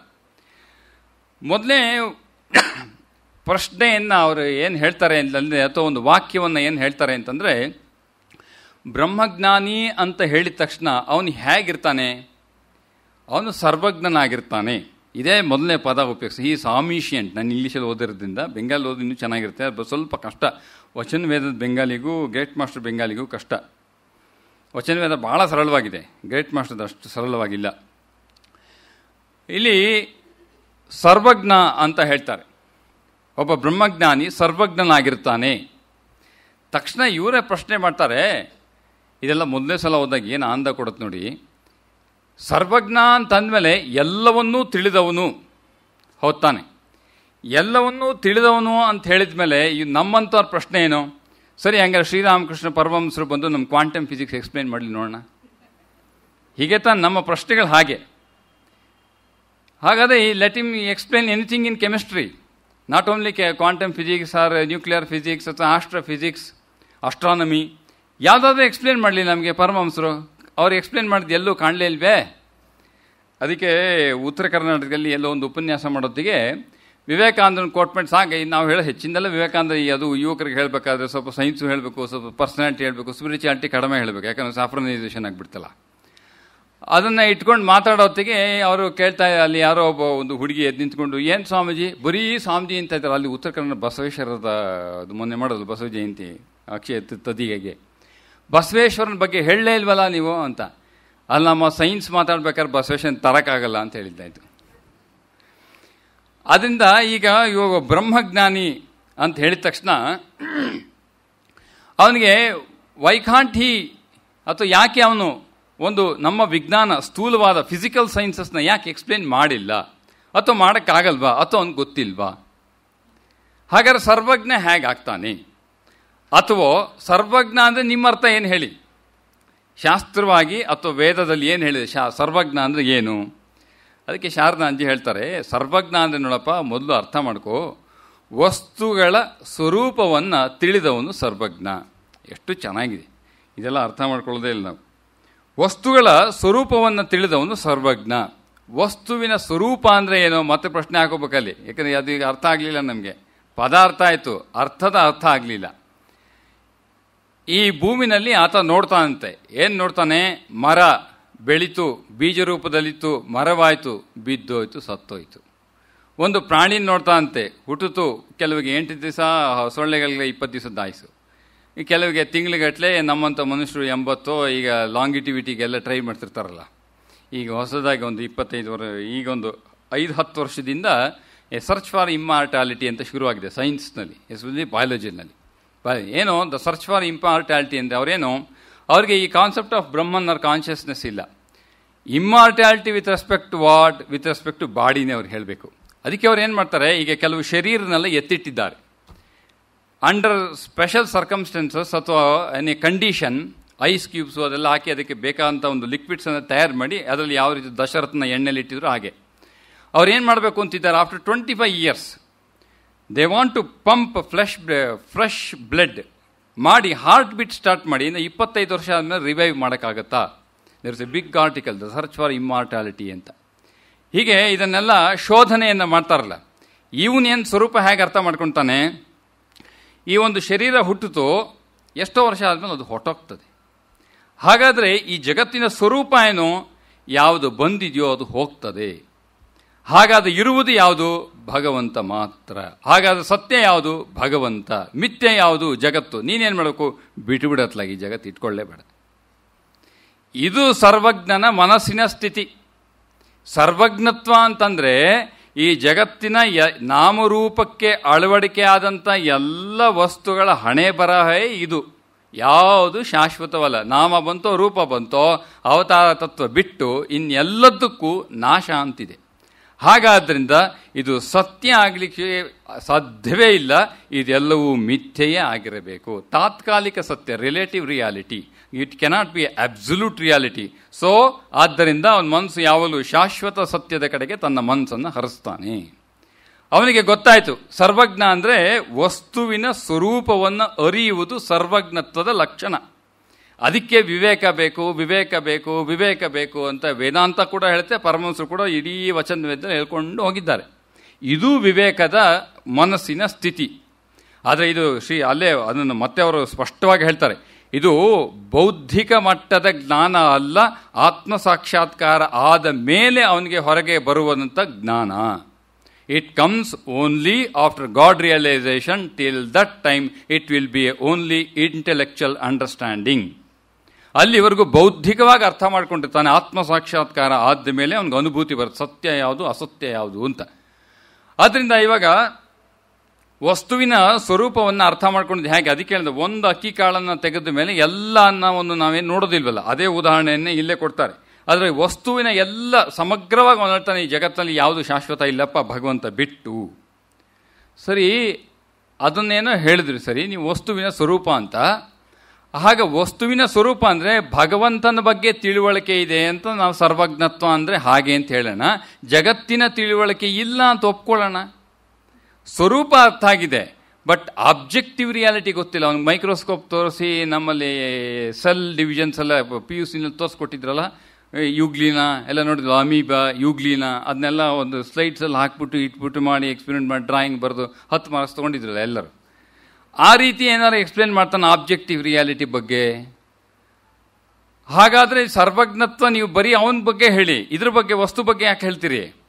ಅದಕ್ಕೆ ಶಾರದಾಂಜಿ ಸ್ವಾಮೀಜಿ ಹೇಳ್ತಾರೆ, ಆ ಮನಸ್ಸಿಗೆ ಏನಾದರೂ ಬೇಕಿದ್ರೆ ಇದರ ಸ್ವರೂಪವನ್ನು ಕೂಡ ಯಥಾರ್ಥವಾಗಿ ಅರಿಯಬಲ್ಲ. ಆ್ಯಸ್ ಯುಗ್ಲಿನ ಆ್ಯಸ್ ಅಮೀಬಾ, ಮನಸ್ಸಲ್ಲಿ ತರಕ್ಕಾಗಲಿಲ್ಲ, ಆದರೆ ಅವನು ಇಚ್ಛೆ ಪಟ್ಟರೆ ಆಗ್ತದೆ. ಅದಕ್ಕೆ ಒಂದು ಉದಾಹರಣೆ ಹೇಳ್ತೀನಿ ನೋಡಿ ನಿಮಗೆ. ಸ್ವಾಮಿ ವಿವೇಕಾನಂದರು ಪಾಶ್ಚಾತ್ಯ ದೇಶದಲ್ಲಿ ಅಮೇರಿಕದಲ್ಲಿ ಉಪನ್ಯಾಸ ಮಾಡ್ತಾಯಿದ್ರು. ಉಪನ್ಯಾಸ ಆದಮೇಲೆ ಜನರಲ್ ಆಗಿ ಅಲ್ಲಿ ಹೊಸದಾಗಿ ವೇದಾಂತದ ಪರಿಚಯ ಆಗ್ತಾ ಸಾಕಷ್ಟು ಪುಸ್ತಕ ಅಲ್ಲಿ ಹೋಗಿತ್ತು. ಈ ಥರ ಕಾಂಕ್ರೀಟ್ ಫಾರ್ಮಲ್ಲಿ ಉಪನ್ಯಾಸ ರೂಪಕವಾಗಿ ಆ ಒಂದು 3.5 ವರ್ಷ ವಿವೇಕಾನಂದರು ಹೋಗಿ ಮಾತಾಡಿದ ಮೇಲೆ ಎಲ್ಲರಿಗೂ ಉತ್ತೇಜನ ಮತ್ತು ಉತ್ಸಾಹ ಇಮ್ಮಡಿ ಆಯಿತು. ಎಲ್ಲರೂ ಉಪನ್ಯಾಸಕ್ಕೆ ಬರೋರು. ಉಪನ್ಯಾಸ ಆದಮೇಲೆ ದೇರ್ ವಾಸ್ ಲಾಂಗ್ ಡಿಸ್ಕಷನ್ಸ್. ಯಾಕಂದರೆ ಇವ್ರು ಹೇಳಿದ್ದೆಲ್ಲ ಹೊಸ್ತು, ಅರ್ಥ ಆದಂಗಿದೆ, ಅದು ಅರ್ಥ ಮಾಡ್ಕೊಳಕ್ಕಾಗೋದಿಲ್ಲ. ಯಾಕಂದರೆ ಇನ್ನೂ ಸಂಸ್ಕಾರ ಆಗಿಲ್ಲಲ್ಲ ಅವ್ರಿಗೆ. ಕೆಲವರಿಗಿತ್ತು, ಹೆಚ್ಚಿನ ಜನಕ್ಕೆ ಆಗ್ತಾ ಇರಲಿಲ್ಲ. ಎಲ್ಲರೂ ಉಪನ್ಯಾಸವನ್ನು ಕೇಳೋರು. ಆಮೇಲೆ ಸಾಕಷ್ಟು ಪ್ರಶ್ನೆಗಳು, ಸ್ವಾಮೀಜಿ ಎಲ್ಲ ಗಂಟೆಗಟ್ಟಲೆ ಪ್ರಶ್ನೆಗಳು ಉತ್ತರ ಕೊಡೋರು ಕೂತ್ಕೊಂಡು, ಅಥವಾ ಹೊರಗಡೆ ಹಾಲಿಂದ ಬಂದ ಮೇಲೆ question answer session different separate session ಇತ್ತು. ಇವರು ಮಾತಾಡೋತ್ತಿಗೆ ಪ್ರಶ್ನೋತ್ತರದಲ್ಲಿ ಒಬ್ಬ ಕೆಮಿಸ್ಟ್ರಿ ಪ್ರೊಫೆಸರ್ ಬಂದ, ರಸಾಯನಶಾಸ್ತ್ರ. ಆ ಪ್ರೊಫೆಸರ್ ಬಂದು ತನ್ನ ಸ್ಟೂಡೆಂಟ್ಸ್ನೆಲ್ಲ ಕರ್ಕೊಂಬಂದ.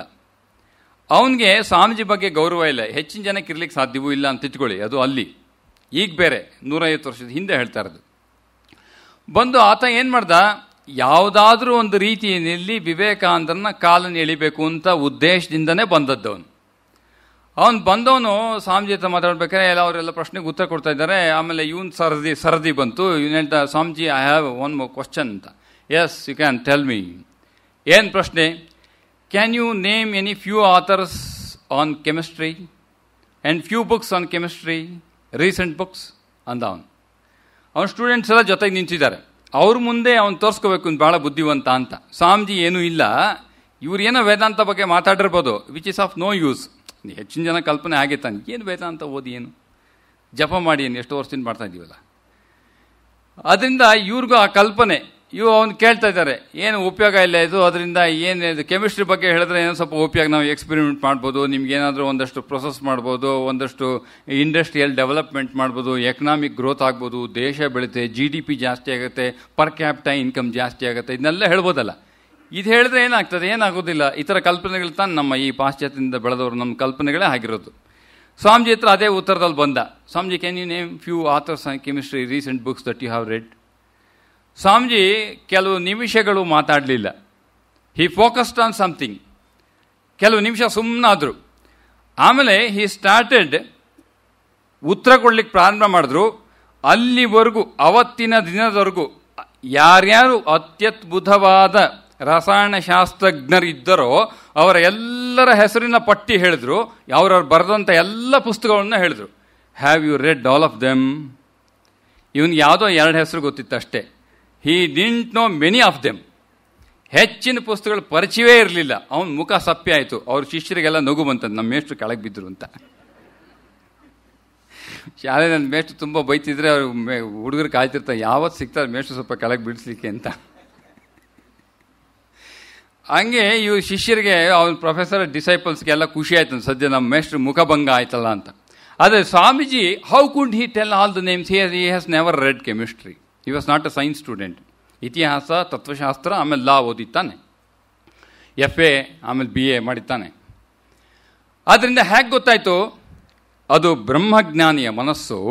ಈ ಜಗತ್ತಿನಲ್ಲಿ ಏನು, ಅವನು ಸರ್ವಜ್ಞ, ಈಸ್ ಆಮ್ನಿಷಿಯಂಟ್. ಬೇಕಾದರೆ ಆ ಮನಸ್ಸನ್ನು ತೆಗೆದು ಈ ಕೆಮಿಸ್ಟ್ರಿ ಮೇಲೆ ಹಾಕಿದರೆ ಆ ಕೆಮಿಸ್ಟ್ರಿ ಎಲ್ಲ ಜ್ಞಾನ ಇವಂದಾಯಿತು. ಅದಕ್ಕೆ ನಮ್ಮಲ್ಲಿ ಹೇಳಿದು, ಅವನು ನಮ್ಮ ಶ್ವೇತಕೇತು ಹೋಗಿ ಪಾಠ 12 ವರ್ಷ ವೇದಾಧ್ಯಯನ ಮಾಡಿದ್ಮೇಲೆ ಅಪ್ಪ ಕೇಳ್ದ, ಯಾವುದನ್ನು ತಿಳಿಯುವುದರಿಂದ ಎಲ್ಲವನ್ನೂ ತಿಳಿದಂತಾಗುತ್ತದೋ ಅದನ್ನು ತಿಳಿದಿದ್ದೀಯಾ?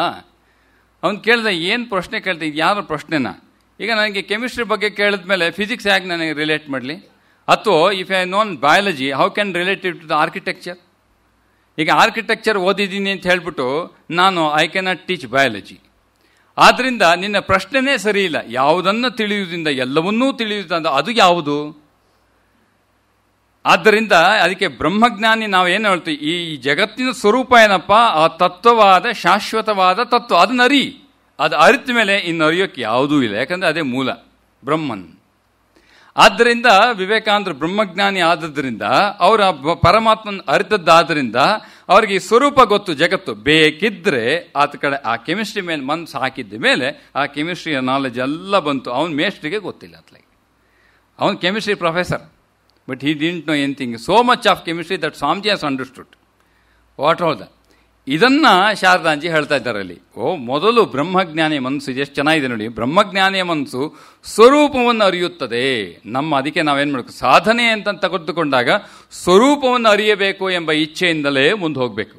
ಸ್ವರೂಪ ಏನು ಹೇಳ್ತೆ, ಭಗವಂತನೊಬ್ಬನೇ ಸತ್ಯ, ಜಗತ್ತು ಮಿಥ್ಯ. ಮಿಥ್ಯ ಅಂದ್ರೆ ಇಲ್ಲ ಅಂತ ಹೇಳ್ತಾ ಇಲ್ಲ. ಇದು ಯಾವಾಗಲೂ ಶಾಶ್ವತವಾಗಿರಲ್ಲ. ಇದು ನಿಮಿತ್ತಿಕ ಅಥವಾ ತಾತ್ಕಾಲಿಕ. ಆದ್ದರಿಂದ ಶಾಶ್ವತದ ಕಡೆ ಮನಸ್ಸನ್ನು ಹರಿಸಲಿಕ್ಕೆ ಪ್ರಯತ್ನ ಮಾಡಿ ಅಲ್ಲೇ ನಮ್ಮ ಮನಸ್ಸನ್ನು ಕಳಿಸ್ತಾ ಇರಬೇಕು ಯಾವಾಗಲೂ. ನೋಡು, ಇದೆಲ್ಲರೂ ಹೇಳಿದ್ದಾರೆ ಋಷಿಗಳು, ನೋಡು ನೀನು ನೆನ್ಪಿಟ್ಕೋ, ಸ್ವಲ್ಪ ದುಃಖ ಆಯಿತು, ಬೇಜಾರಾಯಿತು, ಅವತ್ತಿನ ದಿವಸ ಮಾತ್ರ ಹಾಗಾಯ್ತು, ಮಾರನೇ ದಿವಸ ಸಮಾಧಾನ ಮಾಡಿ ಮನಸ್ಸಿಗೆ, ಇದಿರೋದಿಲ್ಲ, ನಾಡಿ ಹೊರಟೋಗ್ತದೆ. ಶಾಶ್ವತವಾದ ಸತ್ಯ ಅದು ಕೊಣೋ, ಅದರ ಮೇಲೆ ನಿಲ್ಲಿಸು ಮನಸ್ಸು. ಎಲ್ಲ ಪರಿಸ್ಥಿತಿ relative, all problems, relative problems ಎಲ್ಲ put it on the absolute reality.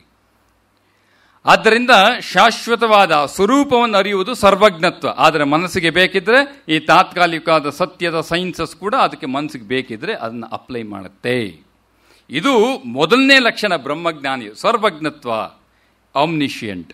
ಎಷ್ಟು it is just like any of our physical sciences ಸಬ್ಜೆಕ್ಟ್ಗಳು ಟೆಕ್ಸ್ಟ್ ಬುಕ್ ಓದ್ದಂಗೆ ಆಗುತ್ತೆ. ಗ್ರೇಟ್ ಮಾಸ್ಟರ್ ಓದಿದ್ರೆ ನನಗೆ.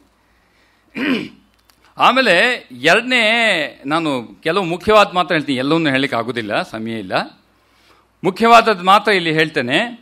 ಎರಡನೇ ಅಂಶ ಏನು ಹೇಳ್ತಾರೆ ಅಂತಂದರೆ, ಆತನಿಗೆ ಇದು ನಮ್ಗೆ ಗೊತ್ತಿರುವಂಥದ್ದೇ, ಆದರೆ ವಿಶ್ಲೇಷಣೆ ನೋಡಿ, ಯಾವುದನ್ನು ಮನಸ್ಸು ಇಚ್ಛೆ ಪಡುತ್ತೋ ಅದೆಲ್ಲವೂ ಆಗ್ತದೆ. ಆ ಬ್ರಹ್ಮಜ್ಞಾನಿ ಮನಸ್ಸು, ಇದು ಶ್ರೀರಾಮಕೃಷ್ಣರಿಗೆ ಅನ್ವಯ ಮಾಡಬೇಕು. ಅವರು ಮೊದಲು ಸಮಗ್ರವಾಗಿ ಹೇಳ್ಕೊಂಡು ಆಮೇಲೆ ರಾಮಕೃಷ್ಣ ತತ್ವಕ್ಕೆ ಬಂದು ನಿಲ್ತಾರೆ ಶಾರದಾಂಜಿ. ಏನನ್ನು ಇಚ್ಛೆ ಪಡ್ತಾನೋ ಅದೆಲ್ಲ ವ್ಯಕ್ತ ಆಗಲೇಬೇಕು. ಯಾಕಂದರೆ ಅವನು ಅಲ್ಲಿ ನಿಂತಿದ್ದಾನೆ, ವ್ಯಕ್ತ ಆಗೋ ಸ್ಥಾನದಲ್ಲಿ ನಿಂತಿದ್ದಾನೆ. ಇಚ್ಛೆ ಬಂದರೆ ಆ ಜಗತ್ತಲ್ಲಿ ಆ ರೀತಿಯಾಗಿ ವ್ಯಕ್ತ ಆಗಬೇಕದು. ಆದರೆ ಪರಮಹಂಸರು ಇಲ್ಲಿ ಅವರು ಕ್ಯಾನ್ಸರ್ ಕಾಯಿಲೆಯಿಂದ ಕಾಸಿಪುರ್ ಗಾರ್ಡನ್ ಹೌಸಲ್ಲಿ ಮಲಗಿರ್ತಾರಲ್ಲ, ಅವಾಗ ಏನು ಮಾಡಿದ್ರು, ವಿವೇಕಾನಂದರಿಗೆ ಗೊತ್ತಿತ್ತು. ಅವ್ರಿಗೆ ಈ ಭಾವಮುಖ ಎಲ್ಲ ಆಗಿನ್ನೂ ಪರಿಚಯ ಆಗಿರಲಿಲ್ಲ. ಪರಮಹಂಸರು ಪೂರ್ಣ ರೂಪ ಗೊತ್ತಿರಲಿಲ್ಲ, ಶಾರದಾಂಜಿಗೂ ಗೊತ್ತಿರಲಿಲ್ಲ, ರಾಕಾಲ್ ಮಾರ್ದಿಗೂ ಗೊತ್ತಿರಲಿಲ್ಲ. ಆದರೆ ಒಂದು ಗೊತ್ತಿತ್ತು, ಇವನು ಕಾಳಿಯ ಭಕ್ತ ಆದ್ದರಿಂದ ಪರಮಹಂಸರು ಇವನು ಏನು ಹೇಳ್ತಾನೋ ಇಚ್ಛೆ ಪಡ್ತಾನೋ ಅದು ಆಗ್ತದೆ ಅಂತ ಅಷ್ಟಂತೂ ಗೊತ್ತಿತ್ತು ಅವರಿಗೆ. ಅದಕ್ಕೆ ಅವ್ರು ಏನು ಹೇಳಿದ್ರು, ಪರಮಹಂಸರು ಕಣ್ಣಲ್ಲಿ ನೀರು ಹಾಕೊಂಡು ಹೇಳ್ತಾರೆ, we all cried with tears in our eyes ಅಂತ ಬರೀತಾರೆ. ಕಣ್ಣಲ್ಲಿ ನೀರು ಹಾಕೊಂಡು ಬಂದು ಹೇಳ್ತಾರೆ ಪರಮಹಂಸರಿಗೆ, ಮಹಾಶಯರೇ ದಯವಿಟ್ಟು ಕಾಳಿಯೊಂದಿಗೆ ಪ್ರಾರ್ಥನೆ ಮಾಡಿ ಶರೀರ ಇನ್ನೊಂದು ಸ್ವಲ್ಪ ವರ್ಷ ಬದುಕಿಸ್ಕೊಳ್ಳಿ. ಯಾಕೆ ನಮ್ಗೆ ಗೊತ್ತಿದೆ, ನೀವು ಇಚ್ಛೆ ಪಟ್ಟರೆ ಇರ್ಬೋದು, ಇಚ್ಛೆ ಪಡಲಿಲ್ಲ. ನೆನ್ನೆ ಇನ್ನೊಂದು ಇದು ಮುಂದೆ ಹೋಗೋಕ್ಕಿಂತ ಮುಂಚೆ ನೆನ್ನೆ ಆನಂದಮಯ ಪರಮಹಂಸ ಅಂತ ಹೇಳಿದ್ನಲ್ಲ, ಕ್ಯಾನ್ಸರ್ ಬಂದಾಗಲೂ ಕೂಡ ಶ್ರೀಮಾತೆಯವರು ನಿರಾನಂದವಾಗಿ ಕಾಣಲಿಲ್ಲ ಪರಮಹಂಸರನ್ನು ಎಂದೊಂದು. ಅದೊಂದೇ ಘಟನೆ, ಯಾವಾಗ ತನ್ನ ಶಿಷ್ಯರ ಆಧ್ಯಾತ್ಮಿಕ ಉನ್ನತಿಯನ್ನು ಕಂಡಾಗ ಸ್ವಲ್ಪ ದುಃಖಪಟ್ಟಿದ್ದು ಬಿಟ್ಟರೆ ಇಡೀ ಪರಮಹಂಸರ ಜೀವನ ಯಾವತ್ತೂ ನಿರಾನಂದನ. ಕ್ಯಾನ್ಸರ್ ಕಾಯಿಲೆಯಾಗಿ ಮಲಗಿದ್ರೂ ಕೂಡ ಆನಂದನ ಇದ್ದ, ಆನಂದಮಯ ಪುರುಷ. ಇಲ್ಲಿ ಅದಕ್ಕೆ ಹೇಳ್ತಾ ಇದ್ದಾರೆ ನಮ್ಮ ವಿವೇಕಾನಂದರು, ಶಾರದಾನಂದರು, ರಾಕಾಲ್ ಮಹಾರಾಜು, ಪ್ರೇಮಾನಂದರು ಎಲ್ಲ ಹೋಗಿ ಕಣ್ಣಲ್ಲಿ ನೀರು ಹಾಕೊಂಡು, ಮಹಾಶಯರೇ ದಯವಿಟ್ಟು ಶರೀರವನ್ನು ಉಳಿಸಿ, ನಮಗಾಗಿ ಉಳಿಸ್ಕೊಳ್ಳಿ, ಇನ್ನೂ ಒಂದಷ್ಟು ವರ್ಷ ಇರಲಿ, ನಮಗೆ ದುಃಖ ಆಗುತ್ತೆ, ಇಷ್ಟು ಬೇಗ ಹೋಗಬೇಡಿ, ದಯವಿಟ್ಟು ಕಾಳಿ ಕೇಳ್ಕೊಳ್ಳಿ, ಈ ಮನಸ್ಸನ್ನು ಸ್ವಲ್ಪ ಶರೀರದ ಮೇಲೆ ಕಳಿಸ್ಕೊಳ್ಳಿ, ಆಮೇಲೆ ಇರೋವಂತಾಗಲಿ ನೀವು ಇನ್ನೊಂದಷ್ಟು ವರ್ಷ. ಅದಕ್ಕೆ ಶ್ರೀರಾಮಕೃಷ್ಣ ಪರಮಹಂಸರು ಹೇಳ್ತಾರೆ, ಅಲ್ಲಪ್ಪ ಈ ಮನಸ್ಸು ಎಲ್ಲಿದೆ, ಈ ಮನಸ್ಸು ಸಚ್ಚಿದಾನಂದದಲ್ಲಿದೆ. ಸಚ್ಚಿದಾನಂದದಲ್ಲಿ ನಿಂತು ಈ ಶರೀರವನ್ನು ನೋಡಿದಾಗ ಇಟ್ ಈಸ್ ಟ್ರಿಫ್ಲಿಂಗ್ ಆ್ಯಂಡ್ ಕಂಟೆಂಪ್ಟಬಲ್, ಇಂಗ್ಲೀಷಲ್ಲಿ ಉಪಯೋಗಿಸೋ ಪದ. ಈ ಟ್ರಿಫ್ಲಿಂಗ್ ಅಂದರೆ ಸಾಧಾರಣವಾದದ್ದು, ಕಂಟೆಂಪ್ಟಬಲ್ ಅಂದರೆ ಹೇಯವಾದದ್ದು. ನಮಗನ್ಸುತ್ತೇನೆ ಶರೀರ ಎಷ್ಟು ಅಲಂಕಾರ ಮಾಡ್ಕೋಬೇಕು, ಮಾಡ್ಕೊಳ್ಳಿ ಬೇಡ ಅಂತ ಹೇಳಲ್ಲ, ವಿಚಾರ ಹೇಳಿದೆ. ಯಾವುದಕ್ಕೆ ಸಚ್ಚಿದಾನಂದಕ್ಕೆ ಹೋಲ್ಸಿ ಹೇಳ್ತಾ ಇದ್ದೀನಿ, ಶರೀರಕ್ಕೆ ಹೋಲ್ಸಿ ಹೇಳ್ತಾ ಇಲ್ಲ. ಅಪಾರ್ಥ ಮಾಡ್ಕೋಬಾರ್ದು. ಅಲ್ಲೆಲ್ಲ ಅದೇ ಅರ್ಥಕ್ಕೆ ಹೇಳ್ತಾರೆ. ಇವ್ರೇನು ಸ್ವಾಮಿಗಳು ಏನೂ ಇಲ್ಲ ಅಂತ ಅನ್ಸುತ್ತೆ, ನಮ್ಗೆ ಹೇಳ್ಬೇಡಿ ಅಂತ ಹೇಳ್ತಾ ಇಲ್ಲ. ನಾನು ಹೇಳಿ ಸಚ್ಚಿದಾನಂದಕ್ಕೆ ಹೇಳ್ತಾ ಇದ್ದೀನಿ. ಸಚ್ಚಿದಾನಂದ ದೃಷ್ಟಿಯಿಂದ ಟ್ರಿಫ್ಲಿಂಗ್ ಆ್ಯಂಡ್ ಕಂಟೆಂಪ್ಟಿಬಲ್. ಅದರಿಂದ ಈ ಮನಸ್ಸನ್ನು ನಾನು ಅಲ್ಲಿಟ್ಟುಬಿಟ್ಟಿದ್ದೇನೆ, ಸಚ್ಚಿದಾನಂದಲ್ಲಿದೆ, ಈ ಪರಬ್ರಹ್ಮದಲ್ಲಿದೆ. ಅಲ್ಲಿಂದ ಈ ಶರೀರವನ್ನು ನೋಡಿದೆ, ಈ ಒಂದು ರಕ್ತ ಮತ್ತು ಮಾಂಸದಿಂದ ಕೂಡಿದ ಈ ಶರೀರಕ್ಕೆ ಏನಯ್ಯ ಆಯ್ಸ್ ಕೇಳ್ಕೊಳ್ಳಿ ನಾನು. ಆಮೇಲೆ ಇನ್ನು ಸ್ವಲ್ಪ ಕೆಳಗಡೆ ಬಂದು ಹೇಳ್ತಾರೆ, ಈ ಮನಸ್ಸನ್ನು ಸಂಪೂರ್ಣವಾಗಿ ಕಾಳಿಗೆ ಕೊಟ್ಬಿಟ್ಟಿದ್ದೇನೆ. I have offered this complete. ಅಂದರೆ ನಮಗೆ ಅರ್ಥ ಆಗಬೇಕಲ್ಲ, ಬ್ರಹ್ಮ ಅಂದ್ರೆ ತಕ್ಷಣಕ್ಕೆ ಅರ್ಥ, ಕಾಳಿಯಿಂದ ಏನೋ ಅರ್ಥ ಆದಂಗೆ ಇರ್ತಲ್ಲ. ಈ ಶರೀರ ಮತ್ತು ಮನಸ್ಸನ್ನು ಸಂಪೂರ್ಣವಾಗಿ ಕಾಳಿಗೆ ಕೊಟ್ಬಿಟ್ಟಿದ್ದೇನೆ, ಇಲ್ಲಿ ನಂದು ಅಂತ ಏನೂ ಇಲ್ಲ. ಅದಕ್ಕೆ ನಾನಾಗಿ ಈ ಶರೀರದ ಮೇಲೆ ಮನಸ್ಸಿಟ್ಟು ಶರೀರದ ಆಯಸ್ಸನ್ನು ಬೆಳೆಸೋದು ಸಾಧ್ಯ ಇಲ್ಲ. ಇದಾದ್ಮೇಲೆ ನಮ್ಮ ಶಾರದಾಂಜಿ ಮರದ ಇನ್ನೊಂದು ಉದಾಹರಣೆಯನ್ನು ಕೊಡ್ತಾರೆ, ಭಾಳ ಚೆನ್ನಾಗಿದೆ, ಗೊತ್ತಿದೆ, ಅದು ಇಲ್ಲಿ ಹೇಳಿ ನೆನಪು ಮಾಡ್ಕೊಳ್ಳೋದು ಭಾಳ ಉತ್ತಮ. ಅವನು ಇರ್ತಾನಲ್ಲ ಬಿಪಿನ್ ಬಿಹಾರಿ ಘೋಷ್. ಬಿಪಿನ್ ಬಿಹಾರಿ ಘೋಷ್ ನಮ್ಮ ಪ್ರೇಮಾಂಧ್ರ ಪೂರ್ವಾಶ್ರಮದ ತಮ್ಮ ಬಿಪಿನ್ ಬಿಹಾರಿ ಘೋಷ್. ಈತ ಏನು ಮಾಡಿರ್ತಾನೆ, ಮೆಡಿಕಲ್ ಕಾಲೇಜಲ್ಲಿ ಆನರ್ಸಿಂದ ಪಾಸ್ ಆಗಿರ್ತಾನೆ ವಿತ್ ಡಿಸ್ಟಿಂಕ್ಷನ್. ಆವಾಗಿನ ಕಾಲದಲ್ಲಿ ಯು ರಾಮಕೃಷ್ಣ ಪರಮಹಂಸ ಇದ್ದಾಗ 82, 83 ಆವಾಗಲೇ ಅವನು ಅಷ್ಟು ಮೆಡಿಕಲ್ ಇದರಲ್ಲಿ ಆನರ್ಸ್ ಪಾಸ್ ಆಗಿದ್ದರಿಂದ ಡಿಸ್ಟಿಂಕ್ಷನ್ನಲ್ಲಿ ಅವನಿಗೇನು ಮಾಡಿದ್ರು, ಯೂನಿವರ್ಸಿಟಿಯವ್ರಿಗೆ ಅವನಿಗೆ ಮೈಕ್ರೋಸ್ಕೋಪ್ ಪ್ರೆಸೆಂಟ್ ಮಾಡಿದರು. ಮೈಕ್ರೋಸ್ಕೋಪ್ ಪ್ರೆಸೆಂಟ್ ಮಾಡಿದ್ರೆ ಅದು ಅಲ್ಲಿಗೆ ನಿಲ್ಲಿಲ್ಲ. ಇಲ್ಲಿ ಬಲರಾಮ್ ಬೋಸ್ ಮನೆಯಲ್ಲಿ ಯಾರು ಕೂತಿದ್ದಾರೆ, ಶ್ರೀರಾಮಕೃಷ್ಣ ಪರಮಹಂಸರು ಕೂತಿದ್ದಾರೆ, ಮತ್ತು ಬೇರೆ ಎಲ್ಲ ಶಿಷ್ಯರು ಕೂತಿದ್ದಾರೆ, ಗೃಹಿ ಭಕ್ತರು ಕೂತಿದ್ದಾರೆ. ಮಾತುಕತೆ ಯಾರ ಬಗ್ಗೆ ಮಾತಾಡ್ತಾ ಇದ್ದಾರೆ, ಪರಮಹಂಸರು ಏನು ಮಾತಾಡ್ತಾ ಇಲ್ಲ, ಬೇರೆಯವರೆಲ್ಲ ಏನು ಮಾತಾಡ್ತಾ ಇದ್ದಾರೆ, ಈ ಆಧುನಿಕ ವಿಜ್ಞಾನದ ಬಗ್ಗೆ, ಜೀವ ಜಂತುಗಳ ಬಗ್ಗೆ ಹೇಗೋ ಮಾತು ಶುರುವಾಯಿತು, ಎಲ್ಲರೂ ಅದ್ರ ಬಗ್ಗೆ ಮಾತಾಡ್ತಾ ಇದ್ದಾರೆ. ಪರಮಹಂಸರು ಪಾಪ ಏನು ಗೊತ್ತಿಲ್ಲ, ಸುಮ್ಮನೆ ಕೂತಿದ್ದಾರೆ. ಆಮೇಲೆ ಅವ್ರಿಗೇನೋ ಅನಿಸ್ತು, ಪರಮಹಂಸಕ್ಕೆ ಸ್ವಲ್ಪ ಪರಿಚಯ ಮಾಡ್ಕೊಡೋಣ, ಪಾಪ ಗೊತ್ತಿಲ್ಲಲ್ಲ, ಸ್ವಲ್ಪ ಪರಿಚಯ ಮಾಡಿಕೊಡೋಣ. ಅದಕ್ಕೋಸ್ಕರ ಈ ಮೈಕ್ರೋಬಯಾಲಜಿ ಅಥವಾ ಮಾಲಿಕ್ಯುಲರ್ ಬಯಾಲಜಿ ಎರಡೂ ಆಗ್ತದೆ, ಎರಡರಲ್ಲೂ ಮೈಕ್ರೋಸ್ಕೋಪ್ ಬೇಕಾಗ್ತದೆ. ಇದನ್ನು ಸ್ವಲ್ಪ ಸ್ವಾಮೀಜಿ ಈಗ ತುಂಬ ಬೆಳೆದಿದೆ, ಆಗಿನ್ನೂ ಶುರುನಲ್ಲಿತ್ತು ಅಂತ ಇಟ್ಕೊಳ್ಳಿ. ಇದನ್ನು ಸ್ವಲ್ಪ ಪರಮಹಂಸಗೆ ಪರಿಚಯ ಮಾಡಿಕೊಡೋಣ. ಅದಕ್ಕೆ ಇವ್ರಿಗೆ ಒಬ್ಬ ನೆನ್ ಪ್ರೇಮಾಂಧ್ರ ಇದ್ರಲ್ಲಿ ಬಾಬುರಾಮ್, ಅವ್ರ ಪೂರ್ವಾಶ್ರಮದವನೇ ಅವನು ಬಿಪಿನ್ ಬಿಹಾರಿ ಘೋಷ್. ಅವ್ನಿಗೆ ಹೇಳಿದ್ರು, ಬೇಗ ಓಡೋಗಿ ಆ ಬಿಪಿನ್ ಬಿಹಾರಿ ಘೋಷ್ಗೆ ಸುದ್ದಿ ಕಳಿಸು, ಕೆಲವು ಸ್ಲೈಡ್ಸನ್ನು ಮೈಕ್ರೋಸ್ಕೋಪನ್ನು ತೆಗೆದುಕೊಂಬ, ಪರಮಹಂಸಕ್ಕೆ ಸ್ವಲ್ಪ ತೋರಿಸೋಣ. ಸರಿ, ಓಡೋಗಿ ತೊಗೊಂಬಂದ್ರು ಮೈಕ್ರೋಸ್ಕೋಪ್ನ. ಅವನು ಬಿಪಿನ್ ಬಂದ್ಬಿಟ್ಟು ಸ್ಲೈಡನ್ನೆಲ್ಲ ಅರೇಂಜ್ ಮಾಡ್ದ, ಎಲ್ಲ ಸರಿಯಾಗಿ ನೋಡ್ದ, ಅದು ಸೆಟಪ್ ಮಾಡಬೇಕಲ್ಲ ಒಂದೊಂದಕ್ಕೊಂದೊಂದು ಇದನ್ನು ಎಲ್ಲ ಸಿದ್ಧ ಮಾಡ್ದ, ಎಲ್ಲವೂ ಆಯಿತು. ಪರಮಹಂಸರಿಗೆ ವಿಚಾರ ಹೇಳಿದ್ರು, ಮಹಾಶಯರೇ ಮೈಕ್ರೋಸ್ಕೋಪ್ ಅಂತ ಹೊಸದಾಗಿ ತಯಾರಿ ಮಾಡಿದ್ದಾರೆ, ಭಾಳ ಸೂಕ್ಷ್ಮ ಇದನ್ನೆಲ್ಲ ಕಣ್ಣಿಗೆ ನೆಕೆಡ್ ಐ, ಕಣ್ಣಿಗೆ ಕಾಣದ್ದನ್ನು ಇದರಲ್ಲಿ ಮೂಲಕ ನೋಡಬಹುದು, ನೀವು ಒಂಚೂರು ನೋಡಿ ಯಾವ ರೀತಿ ಎಲ್ಲ ಜಂತುಗಳಿರ್ತದೆ ಅಂತ ನಿಮ್ಗೆ ಸ್ವಲ್ಪ ಪರಿಚಯ ಮಾಡಿಕೊಡ್ತೀವಿ ಅಂದರು. ಪರಮಹಂಸ ಹೌದಾ ಅಂತ ಕುತೂಹಲ ತೋರಿಸಿದ್ರು. ಮೊದಲು ಹೌದಾ ನೋಡ್ಬೋದಾ ಅಂತ, ಹೌದು ಮಹಾಶಯರೇ ಖಂಡಿತ ನೋಡೋದು, ಬನ್ನಿ ನೋಡಿ ಇಲ್ಲಿ ಅಂತ. ಮೈಕ್ರೋಸ್ಕೋಪ್ವರೆಗೂ ಬಂದರು ಪರಮಹಂಸರು. ಆಮೇಲೆ ನನಗೆ ಆಗೋದಿಲ್ಲ, ಈ ಮನಸ್ಸು ಸಚ್ಚಿದಾನಂದ ಕಡೆ ಇದೆ, ಈ ಒಂದು ಸೆಲ್ ಮೇಲೆ ಇಡೋಕ್ಕಾಗಲ್ಲ ನನಗೆ. ನೋಡಿ, ಇದೆಲ್ಲ ಶಾರದಾಂಜಿ ಬರ್ಕೊಂಡು ಹೋಗಿದ್ದಾರೆ, ನಾವು ಅನಲೈಸ್ ಮಾಡಿ ನಿಂತ್ಕೊಂಡು ಹೋಗಬೇಕು. ಯಾವ ಮನಸ್ಸನ್ನು ಆ ಪರಿಪೂರ್ಣದ ಕಡೆ ಕೊಟ್ಟಿದೆಯೋ, ಯಾವುದೋ ಒಂದು ವಿಚಾರ, ಅದಕ್ಕೆ ಹೇಳ್ದು ಕೆಲವರು ಪರಮಹಂಸ ಹೇಳೋದು, ವೈದ್ಯರಿಗೆ ಲಾಯರ್ಗೆ ಮುಕ್ತಿ ಇಲ್ಲ ಅಂತ ಹೇಳಿಬಿಟ್ಟಿದ್ದಾರೆ. ಯಾಕೆ ಅಂತ ನಾಳೆ ಹೇಳೋಣ. ಇಲ್ಲಿ ಸೆಲ್ ಮೇಲೆ ಹೊಟ್ಟೋಗ್ಬಿಟ್ಟಿದೆ, ಅದ್ರ ಮೇಲೆ ನಿಂತ್ಕೊಂಡಿದೆ ಇಲ್ಲಿ. ಅದರಿಂದ ಈ ಮನಸ್ಸು ಸಚ್ಚಿದಾನಂದ ಮೇಲಿದೆ, ಈ ಜಗತ್ತಿನ ಯಾವ ವಸ್ತು ಮೇಲೂ ನಾನು ಮನಸ್ಸನ್ನು ಇಡ್ಲಿಕ್ಕೆ ಆಗೋಲ್ಲ. ಮನಸ್ಸೇನಾದ್ರು ಕೆಳಗೆ ಬಂದರೆ ನೋಡೋಣ. ಅವನು ಸಂಜೆ 3-4 ಗಂಟೆಗೆ ಒಂದು ಮೈಕ್ರೋಸ್ಕೋಪ್ ಸೆಟ್ ಮಾಡಿ ಬೇರೆಯವರೆಲ್ಲರೂ ನೋಡಿ ಆಯಿತು, ಪರಮಹಂಸರು ಒಬ್ಬರನ್ನು ಬಿಟ್ಟು ಎಲ್ಲರೂ ನೋಡಿ ಆಯಿತು. ಪರಮಹಂಸರು ಮನಸ್ಸು ಕೆಳಗೆ ಬರ್ಬೋದು. ರಾತ್ರಿ 10 ಆಯಿತು, ಅವ್ರ ಮನಸ್ಸು ಕೆಳಗೆ ಬರ್ತಾಯಿಲ್ಲ. ಇವನು ಬೇಸರ ತೊಗೊಂಡು ಮೈಕ್ರೋಸ್ಕೋಪ್ ಹೊತ್ಕೊಂಡು ಹೊಟ್ಟೋದ ಮನೆಗೆ. ಪರಮಹಂಸರು ಮನಸ್ಸು ಕೆಳಗೆ ಬರಲಿಲ್ಲ. ಅದಕ್ಕೆ ಶಾರದಾಂಜಿ ಹೇಳ್ತಾರೆ, ಆ ಬ್ರಹ್ಮಜ್ಞಾನಿ ಮನಸ್ಸು ಯಾವತ್ತೂ ಕೂಡ ಕೆಳಗೆ ಬರೋದೇ ಇಲ್ಲ. ಅದಕ್ಕೆ ಅಲ್ಲಿ ವೀಕ್ಷಣೆ ಮೋಹಜಾಯ್, ಅದು ಜ್ಞಾನಾಂಜನ ಅಂತಂದರೆ. ನಾವು ಆ ಆದರ್ಶ ಇಟ್ಕೊಂಡು ಅಂಜನ ಹಾಕಬೇಕು, ಅವನ ಆದರ್ಶದಲ್ಲಿ ನಿಂತು ಅಂಜನ ಹಾಕ್ಕೊಂಡಿದ್ದಾನೆ. ಅದರಿಂದ ಯಾವುದೇ ಕಾರಣಕ್ಕೂ ಆ ಮನಸ್ಸು ಸಾಧ್ಯವೇ ಇಲ್ಲ. ಅದಕ್ಕೆ ಮನಸ್ಸಿನ ಎರಡೇ ಅವಸ್ಥೆ ಅಂತೆ ಆ ಮನಸ್ಸಿಗೆ ಇರ್ತಕ್ಕಂಥದ್ದು. ಶಾರದಾಂಜಿ ಹೇಳಿದ 2 ಅವಸ್ಥೆ. ಒಂದು, ಅದು ಪರಿಪೂರ್ಣವಾಗಿ ಬ್ರಹ್ಮಲೀನಾಗಿ ನಿರ್ವಿಕಲ್ಪ ಸಮಾಧಿಯಲ್ಲಿ ಇರಬೇಕು. ನಿರ್ವಿಕಲ್ಪ ಸಮಾಧಿಯಲ್ಲಿ ಇದ್ದ ಮೇಲೆ ಜಗತ್ತಿನ ಯಾವ ಪರಿಜ್ಞಾನವೂ ಆ ಮನಸ್ಸಿಗೆ ಬರುವುದಿಲ್ಲ. ಶರೀರದಲ್ಲಿ ಹೃದಯ ಬಡಿತ ಇರುವುದಿಲ್ಲ. ಅವನು ಸರ್ಕಾರ ಕೊನೆಯಲ್ಲಿ ಅವನು ನೋಡ್ತಾನಲ್ಲ, ಸರ್ಕಾರ ಹೃದಯ ಬಡಿತವನ್ನು ಚೆಕ್ ಮಾಡ್ತಾರೆ, ಹಾರ್ಟ್ ಬೀಟೇ ಸ್ಟಾಪ್ ಆಗಿಬಿಟ್ಟಿರುತ್ತೆ. ಏನು ಓಡ್ಕೊಳ್ತಿರಲ್ಲ ಕಾಸಿಪುರ ಗಾರ್ಡನ್ ಒಂದ್ಸಲಿ ಅವನ ಜೊತೆ ಬಂದಂಥ ಸ್ನೇಹಿತ ಏನು ಮಾಡ್ತಾನೆ, ಕಣ್ಣು ತೆರೆದಿರುತ್ತೆ, ಬೆಟ್ಟ ಹಾಕ್ತಾನೆ, ಕಣ್ರಪ್ಪೆ ಮುಚ್ಚೋದಿಲ್ಲ. ಶರೀರ ಇದೆ ಅನ್ನೋಕ್ಕೆ ಯಾವ ಸೂಚನೆಯೂ ಶರೀರದಲ್ಲಿ ಕಾಣ್ತಾ ಇಲ್ಲ. It is just like A corps, ಒಂದು ಶವದಂತೆ ಬಿದ್ದಿರುತ್ತೆ ನಿರ್ವಿಕಲ್ಪ ಸಮಾಧಿಯಲ್ಲಿ ಇದ್ದಾಗ. ಶರೀರದಲ್ಲಿ ಯಾವ ಜೀವವೂ ಕಾಣೋದಿಲ್ಲ. ಲೈಫ್, ಜೀವ ಅಂದರೆ ಲೈಫ್, ಅದು ಆ ಅವಸ್ಥೆಯಲ್ಲಿರುತ್ತೆ ಪರಮಹಂಸರದು. ಇಲ್ಲ ಕೆಳಗಡೆ ಬಂತು ಅಂದರೆ ಯಾವ ಮಟ್ಟದಲ್ಲಿರ್ತದೆ ಆ ಮನಸ್ಸು. ಈಗ ನಮ್ಗೆ ನಾನು ಹೇಳಿದ್ನಲ್ಲ, ಈ ಪಂಚ ಕರ್ಮೇಂದ್ರಿಯ ಪಂಚ ಜ್ಞಾನೇಂದ್ರಿಯ, ಜ್ಞಾನ ಬರೋದು ಜ್ಞಾನೇಂದ್ರಿಯದ ಮೂಲಕ, ತ್ವಕ್ಚಕಿ ಇದು ಶಬ್ದ ಸ್ಪರ್ಶ ರೂಪ ರಸ ಗಂಧ, ಈ 5 ಜ್ಞಾನ ಒಳಗಡೆ ಬರಬೇಕಂದ್ರೆ ಅದಕ್ಕೆ ಸಂಬಂಧಪಟ್ಟ 5 ಇಂದ್ರಿಯಗಳ ಸಹಾಯ ಮೂಲಕ ಒಳಗಡೆ ಅದು ವಿಷಯ ಆಗ್ತದೆ. ಆ ವಿಷಯದಿಂದ ಮನಸ್ಸಿಗೆ ಹೋದ್ಮೇಲೆ ಬುದ್ಧಿನಲ್ಲಿ ಜ್ಞಾನ ಪ್ರಚೋದನೆ ಆಗ್ತದೆ. ಇದು ಸಾಂಖ್ಯದಲ್ಲಿ ಅದಕ್ಕೆ ಹೇಳ್ತಾರೆ, ಏನಾಗುತ್ತೆ, ಎದುರುಗಡೆ ವಸ್ತು ಕಾಣ್ತಲ್ಲ, ಇಟ್ ಆಲ್ ದಿಸ್ ಹ್ಯಾವ್ಸ್ ಮೈಕ್ರೋ ಸೆಕೆಂಡ್ಸಲ್ಲಿ ಆಗ್ಬಿಡ್ತವೆ ಇದೆಲ್ಲ. ಏನಾಗುತ್ತೆ ಅಂದರೆ ಈ ಮನಸ್ಸು ಎಷ್ಟಾಗಲ್ಲ, ಈಗ ಸದ್ಯಕ್ಕೆ ಈ ಹಾಲು ಎಷ್ಟಿದೆಯೋ ಅಷ್ಟಾಗಲ್ಲ. ಯಾಕೆ, ಇಡೀ ಹಾಲನ್ನು ನನ್ನ ಮನಸ್ಸು ಆವರಿಸಿ ಈ ಚಿತ್ರವನ್ನು ಒಳಗಡೆ ತೆಗೆದುಕೊಂಡಿದೆ. ಒಂದು ವೃತ್ತಿ ಹೊರಗಡೆ ಹೋಗ್ತದೆ, ಥಾಟ್ ವೇವ್. ಈ ವೃತ್ತಿ ಹೋಗಿ ಈ ವಸ್ತುವನ್ನ ಸಂಪೂರ್ಣವಾಗಿ ಆವರಿಸುತ್ತದೆ.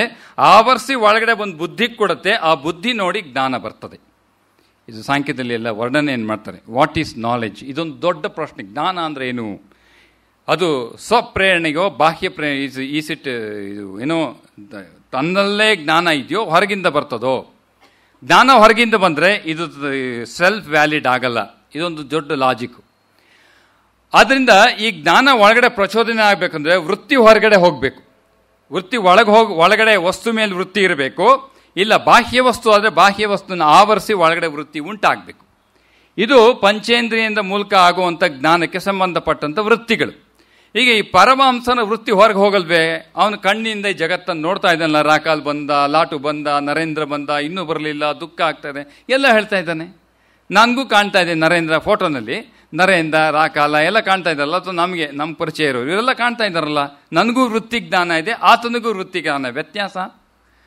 ಅದಕ್ಕೆ ಶಾರದಾಂಜಿ ಹೇಳ್ತಾರೆ, ನೋಡಪ್ಪ, ನಿನಗೆ ಕಾಣ್ತಾ ಇರೋದು ಅವನು ಪಂಚೇಂದ್ರಿಯ ಮೂಲಕ ಈ ಜ್ಞಾನವನ್ನು ಎಳೆದುಕೊಂಡಾಗ ಕಾರಣದ ಜೊತೆಗೆ ಕಾರ್ಯವನ್ನು ಸ್ವೀಕಾರ ಮಾಡ್ತಿರ್ತಾನೆ. ಕಾರಣ ಯಾವುದು? Parabrahma. He sees Brahman along with the personality.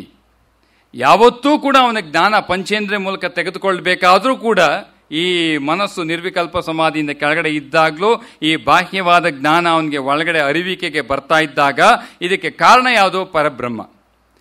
ಪರಬ್ರಹ್ಮ ಸಚ್ಚಿದಾನಂದ, ಅಥವಾ ಏನೇನು ತಾಯಿ ಕಾಳಿ ಅಂತ ಇಟ್ಕೊಂಡ್ಬಿಡಿ. ಪರಬ್ರಹ್ಮ ಅಂದರೆ ಹೇಗೆ ಅಂತ ಭಾವಿಸೋದು, ಕಾಳಿ ಅಂತವೆ. ಈ ಜಗತ್ತಾಗಿರೋದು ಭಗವಂತನಿಂದ ಅಂತ ಅಷ್ಟಂತೂ ನಮ್ಮ ಕಲ್ಪನೆ ಇದೆ ತಾನೆ.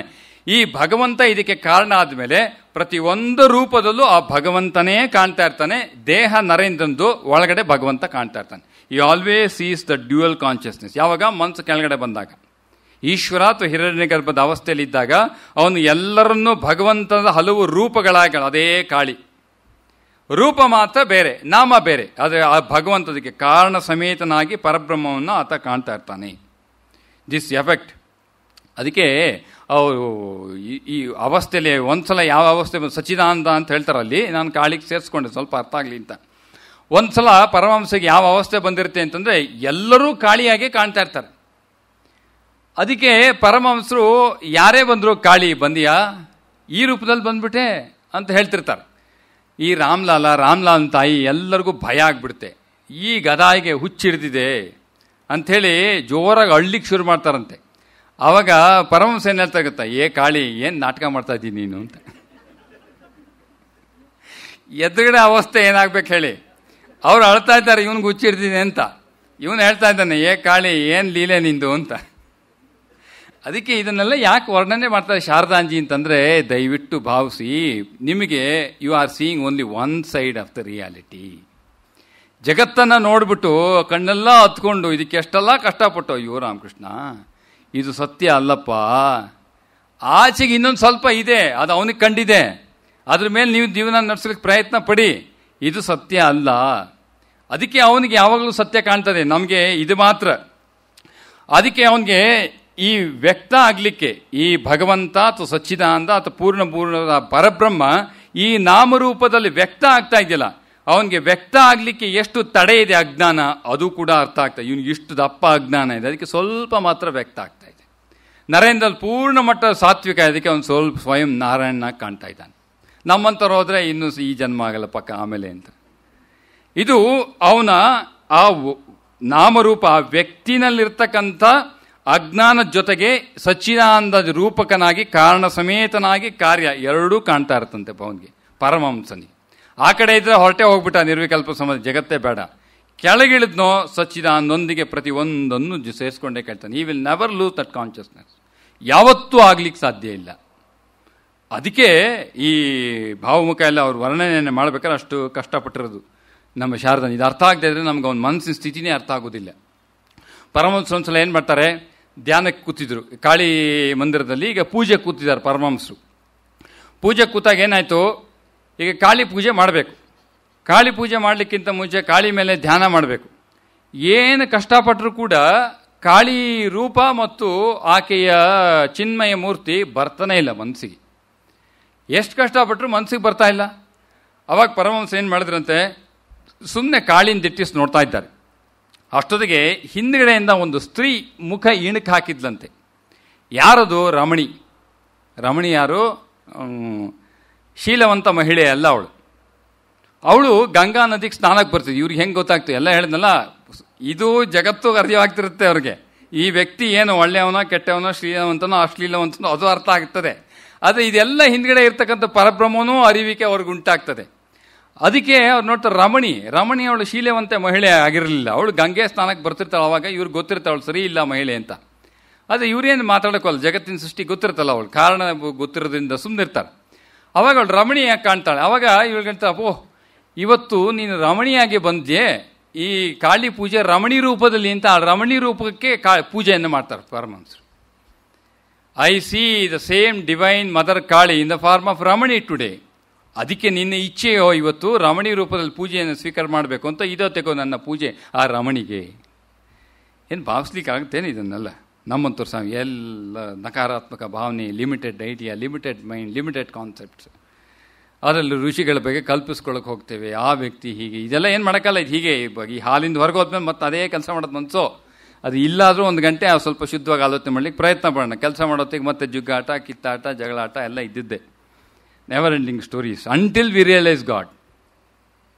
ಅದರಿಂದ ಶ್ರೀರಾಮಕೃಷ್ಣರು ಈ ಅವಸ್ಥೆಯಲ್ಲಿ ಅಂತ ಶಾರದಾಂಜಿ ಸಾಕಷ್ಟು ಉದಾಹರಣೆ ಕೊಟ್ಟು ನಾವು ಎರಡೆಡೆ ಹೇಳ್ಕೊಂಡು ಹೋಗ್ತಾ ಇದ್ದೀನಿ, ಜಸ್ಟ್ ಟು ಕಂಟಿನ್ಯೂ. ಆಮೇಲೆ ಇವನಿಗೆ ಈ ಅವಸ್ಥೆಯಲ್ಲಿ ಇರೋದ್ರಿಂದ, ಈ ಪರಮಹಂಸ ಈ ಅವಸ್ಥೆಯಲ್ಲಿ ಇರೋದ್ರಿಂದ ಜಗತ್ತಿನ ಯಾವ ನಿಯಮವೂ ಕೂಡ ದ ಲಾಸ್ ಆಫ್ ನೇಚರ್ ಇದು ಇವನಿಗೆ ಅರ್ಥ ಆಗ್ತದೆ. ಬೇಕಾದರೆ ಬದಲಾಯಿಸ್ಬೋದು. ಅದಕ್ಕೆ ಹೈಬಿಸ್ಕಸ್ ಇದನ್ನು ಉದಾಹರಣೆ ಮಧುರ ಬಾಬುದು ಕೊಟ್ಟರು ಅಲ್ಲಿ ಹಳೇದಲ್ಲಿ. ಇಲ್ಲಿ ಗುರುಬಾಬುದಲ್ಲಿ ಬೇರೆ ಬೇರೆ ಉದಾಹರಣೆಯನ್ನು ಕೊಡ್ತಾರೆ. ಅವನಿಗೆ universal loss will be at is hand, he will understand. ಆಮೇಲೆ ಅವನಿಗೇನು, ಪರಮಹಂಸಗೆ ಏನು ಗೊತ್ತಿರುತ್ತೆ, ಇದೆಲ್ಲ ಆಬ್ಸಲ್ಯೂಟ್ ಲಾ ಅಲ್ಲ. ಪ್ರಕೃತಿಯಲ್ಲಿ ಇರ್ತಕ್ಕಂಥ ನಿಯಮಗಳು ಶಾಶ್ವತ ಅಲ್ಲ. ಭಗವಂತನಿಗೆ ಇಚ್ಛೆ ಪಟ್ಟರೆ ಬದಲಾಯಿಸಬಲ್ಲ. ಇದು ಪರಮಹಂಸಕ್ಕೆ ಅರ್ಥ. ನಾವೇನೋ ಇದು ಹೀಗೆ ಅಂತ ಅರ್ಥ ಮಾಡಿಕೊಂಡು ಮೈನನ್ನು ಕನ್ಫೈನ್ ಮಾಡಿಕೊಂಡು ವೈರಿಂಗ್ ಮಾಡ್ಕೊಂಡು ಕೂತ್ಕೊಂಡ್ಬಿಟ್ಟಿರ್ತೀವಿ. ಇದರಿಂದ ಬೇರೆ ರೀತಿ ಆಗ್ಬೋದು, ನಮ್ಮ ಮನಸ್ಸಿಗೆ ಹೊಳೆಯೋದಿಲ್ಲ. ಇದು ಆಲ್ರೆಡಿ ವೈರ್ಡ್ ಇಲ್ಲ. ಅದಕ್ಕೆ ಪರಮಹಂಸರು ಇದ್ದಾಗ ದಕ್ಷಿಣೇಶ್ವರದಲ್ಲಿ ಏನು ಇವರೆಲ್ಲ ನಮ್ಮಂಥವ್ರು ಚಿಕ್ಕ ಚಿಕ್ಕ ಹುಡುಗರು ಇರ್ತಾರಲ್ಲ, ಬರೇ ಗಲಾಟೆ, ನರೇಂದ್ರ, ರಾಕಾಲ ಇವರೆಲ್ಲ ಇದ್ದಾರೆ. ಇವರು ಅವತ್ತೇನೋ ಕಾಲೇಜ್ನಲ್ಲಿ ಎಲೆಕ್ಟ್ರಿಸಿಟಿ ಬಗ್ಗೆ ಪಾಠ ಮಾಡಿಬಿಟ್ಟಿದ್ದಾರೆ. ನಮಗೆ 10th standard 2nd chapter static electricity ಇತ್ತು. 1st chapter magnetism, 2nd chapter static electricity ಇದ್ದಿದ್ದು. ಈ ಎಲೆಕ್ಟ್ರಿಸಿಟಿ ಬಗ್ಗೆ ಮಾತಾಡೋತ್ತಿಗೆ ಇವರೆಲ್ಲ ಏನೋ ಮಾತಾಡ್ತಾರೆ, ಎಲೆಕ್ಟ್ರಿಸಿಟಿ ಇಂಗ್ಲೀಷ್ ಪದ. ಪರಮಹಂಸ ಇಂಗ್ಲೀಷ್ ಗೊತ್ತಿಲ್ಲಲ್ಲ. ಯಾವುದೋ ಒಂದು ಕೆಲವು 10-12 ಪದ, ಥ್ಯಾಂಕ್ ಯು, ವೆಲ್ಕಮ್ ಇಂಥದ್ದು ಮಾತ್ರ ಗೊತ್ತಿತ್ತು ಪರಮಹಂಸ. ಥ್ಯಾಂಕ್ ಯು ಅಂತ ಹೇಳೋರು. ಎಲೆಕ್ಟ್ರಿಸಿಟಿ ಪರಮಹಂಸರು ಪದ ಕೇಳಿಲ್ಲ. ಇವರು ಎಲೆಕ್ಟ್ರಿಸಿಟಿ ಅಂತೆಲ್ಲ ಮಾತಾಡ್ತಾ ಇದ್ದಾರೆ. ಪರಮಹಂಸರು ಕೀ ಬೋಲೇನ್ ಒಟ ಎಲೆಕ್ಟ್ರಿಸಿಟಿ ಅಂತ ಕೇಳ್ತಾರೆ. ಒಟ ಕೀ ಬೋಲ್ನೆ ತುಮಿ ಎಲೆಕ್ಟ್ರಿಸಿಟಿ ತುಮಿ ಹೇಳೋದು, ತುಯಿ ಹೇಳ್ಬೋದು ಅವರು. ತುಯಿ ಕೀ ಬೋಲ್ಲೆ ಅಂದರೆ ತುಂಬ ಸಾಧಾರಣ ಮಕ್ಕಳಿಗೆ ಏನು ಯಾವುದಕ್ಕೂ ಬರದೇ ಇದ್ದವ್ರು ತುಯಿ ಅಂತ ಹೇಳ್ತಾರೆ. ತುಯಿ ಅಂತಂದರೆ ಭಾಳ ಕೆಳಗಿದ್ದವನು ಅಂತ. ಅಂದರೆ ತುಂಬ ಈಗ ನಮ್ಮ ಮಕ್ಕಳಿಗೆ ನೀವು ಅಂತ ಹೇಳೋಕ್ಕಲ್ಲೇ ಬಾರ ಇಲ್ಲಿ ಅಂತಲೇ ಆಗಿರೋದು. ಅದಕ್ಕೆ ಅವ್ರಿಗೆ ಹೇಳ್ತಾರೆ ತುಯಿ ಕೀ ಬೋಲ್ಲೆ ಒಟ ಎಲೆಕ್ಟ್ರಿಸಿಟಿ ಅಂತ. ಎಲ್ಲರೂ ಜೋರಾಗಿ ನಕ್ಬಿಡ್ತಾರೆ. ಈ ಶಿಷ್ಯರೆಲ್ಲ ನಕ್ಬಿಡ್ತಾರೆ, ಇವ್ರಿಗೇನು ಗೊತ್ತಾಗ್ಲಿಲ್ವಲ್ಲ ಅಂತ. ಆಮೇಲೆ ಅದನ್ನು ಲಾ ಎಕ್ಸ್ಪ್ಲೇನ್ ಮಾಡ್ತಾರೆ. ಏನೋ ಈಗ ಬಹುಶಃ ಅದು ಲೈಟ್ನಿಂಗ್ ಆಯಿತು ಅಂತ ಇಟ್ಕೊಳ್ಳಿ, ಸಿಡಿಲು.